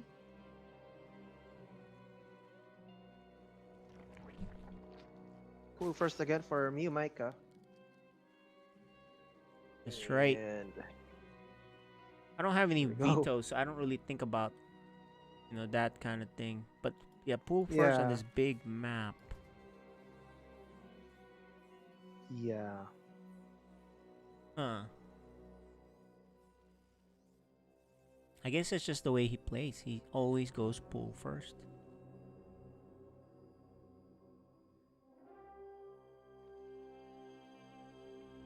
Okay. It's a much bigger map. Much bigger map. With you know, You the gotta gas, snake the around greater too. gas. You gotta go all the Yeah. way around. Lots of rocks to deal with. He's gonna make 4 lings to start. And he's gonna get speed, so this is not just, to expand type of thing. He wants to get something done. The Alright. Terran here gets a Reaper. Should be making his factory pretty soon. Should, yeah. He is gonna scout that it is a late hatchery once again. And the links are out, moving to the bottom of the map. Yeah, he missed the lings. They How many- actually went to the other Yeah. side. But he knows, so he's gonna hang out here with his Reaper. Yeah, but he's not making bunker though. Because he can, Or, yeah, I he's don't gonna know. make it. His timing is just, the timing. He's not gonna change his timing, right? Right. He feels like he can hold it with the Reaper. So, But I think, yeah, he's fine. yeah. He knows the timing on this, so he's okay. Look, MeoMaika is gonna take a 3rd base. Yeah, sitting pretty. The reactor is there. The Ling's on the left side, just waiting. What? Whoa, I think that was a... Oh. Oh, he wants to he kill wanted that to kill the Overlord. Overlord. Okay, that makes sense. Okay. A pesky Overlord. Oh, but okay. It's worth it to kill an Overlord as long as you don't take too long. Yeah. And it's early enough, I guess. So I was like, all right, let me just kill it. The sooner you kill that Overlord, the better for you, because then, the supply block, lack of vision. Zerg doesn't know what's up, really. MeoMaika getting Lair. Okay. I wonder going if to be he's Spire? going. What's he doing? He's gonna spot the Lair attempt. Yep. Tavo knows. Could be fast Hydra again. Could be Mutas. Could be Ling speed. Ling Bane speed. Baneling speed. Who knows? He's gonna lose his Reaper though. It's a bomb. No bombs. He's like, Oh, a fusion core. Here we go, boys. Okay, so Fusion Core is great. However, it's easy for MeoMaika to get a Spire now because Lair's. He's gonna go Hydra actually. Oh, Okay, so Hydra's it's again. Hydra Ling again. Tank is there. Okay, so there's a tank though. That's the difference from last game. Correct. In last game, he tried to hold a big attack with just one bunker, right? Correct. That was a bit With much. one Marine. Yeah. Oh, he only had one Marine there? Oh, even worse. Even if you keep repairing that one bunker, it's just not enough damage. So there's the Spire. Oh, he cancels it and makes he a canceled. Spire. Okay, so Oh. let me see. Was that scouted or just because of the tank fire he noticed? He's like, I'm gonna make Spire. I think because he saw a tank, Yeah. he decided. This is a big map. I like Mutas better on this map. And I don't think he put that Spire to be scouted, so he probably just decided that after he saw the tank. And he said, you know what? If there's a tank, that means he can keep making 2-3 tanks and forget it. This big map's too hard to move around. Right? Right. Okay, now he's gonna So try the to Hellions. surround. He's gonna try to surround these Hellions. He knows it's... Hey, look, if you go in here... Oh, here we go. Not gonna get any. Good move by Tavo. He's gonna rejoin the other 2 Hellions here. Much stronger together. Oh my gosh. 11 Mutalisks. No anti-air. No Oh, turrets. well, battle cruisers finishing up, so... Well... one oh my battle cruiser. And if he warps that in somewhere, I think the mutas will go there instead. There it is. Let's see if the mutas turn around. There it is. Yeah, the muta's turning around, so that's okay. So this battle cruiser is doing something, right? Preventing mining, made the mutas turn around. That by itself is good. You know? Yeah. Yeah. And he knows about the mutas, so that gives him extra time. He's like, oh wow, okay, there's mutas. Look, he's killed some mutas too. So he killed 3 workers. Oh, another guy. And 1 muta.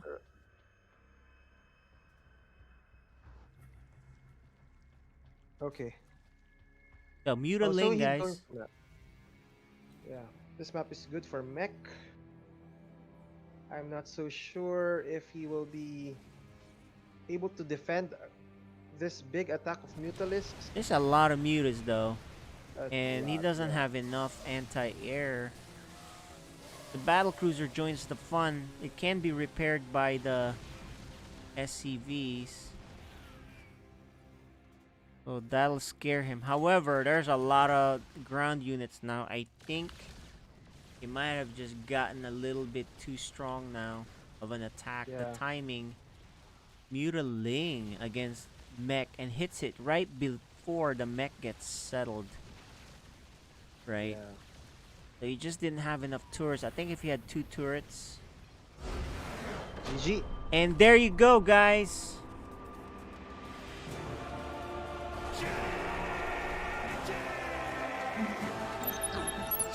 MeoMaika will advance. Let's chat with these guys. It looks like Tavo's willing to chat with us. Yeah. Why not? There you go. Hey, Tavo. Good showing. Some really cool games. MeoMaika just was too strong on that last one. But it was fun seeing you play again. And we'll have more, you know, sometime one of these 1-day tournaments, 2-day tournaments, so you can join that until the next season. But thanks for playing and staying on. Any last words for your fans?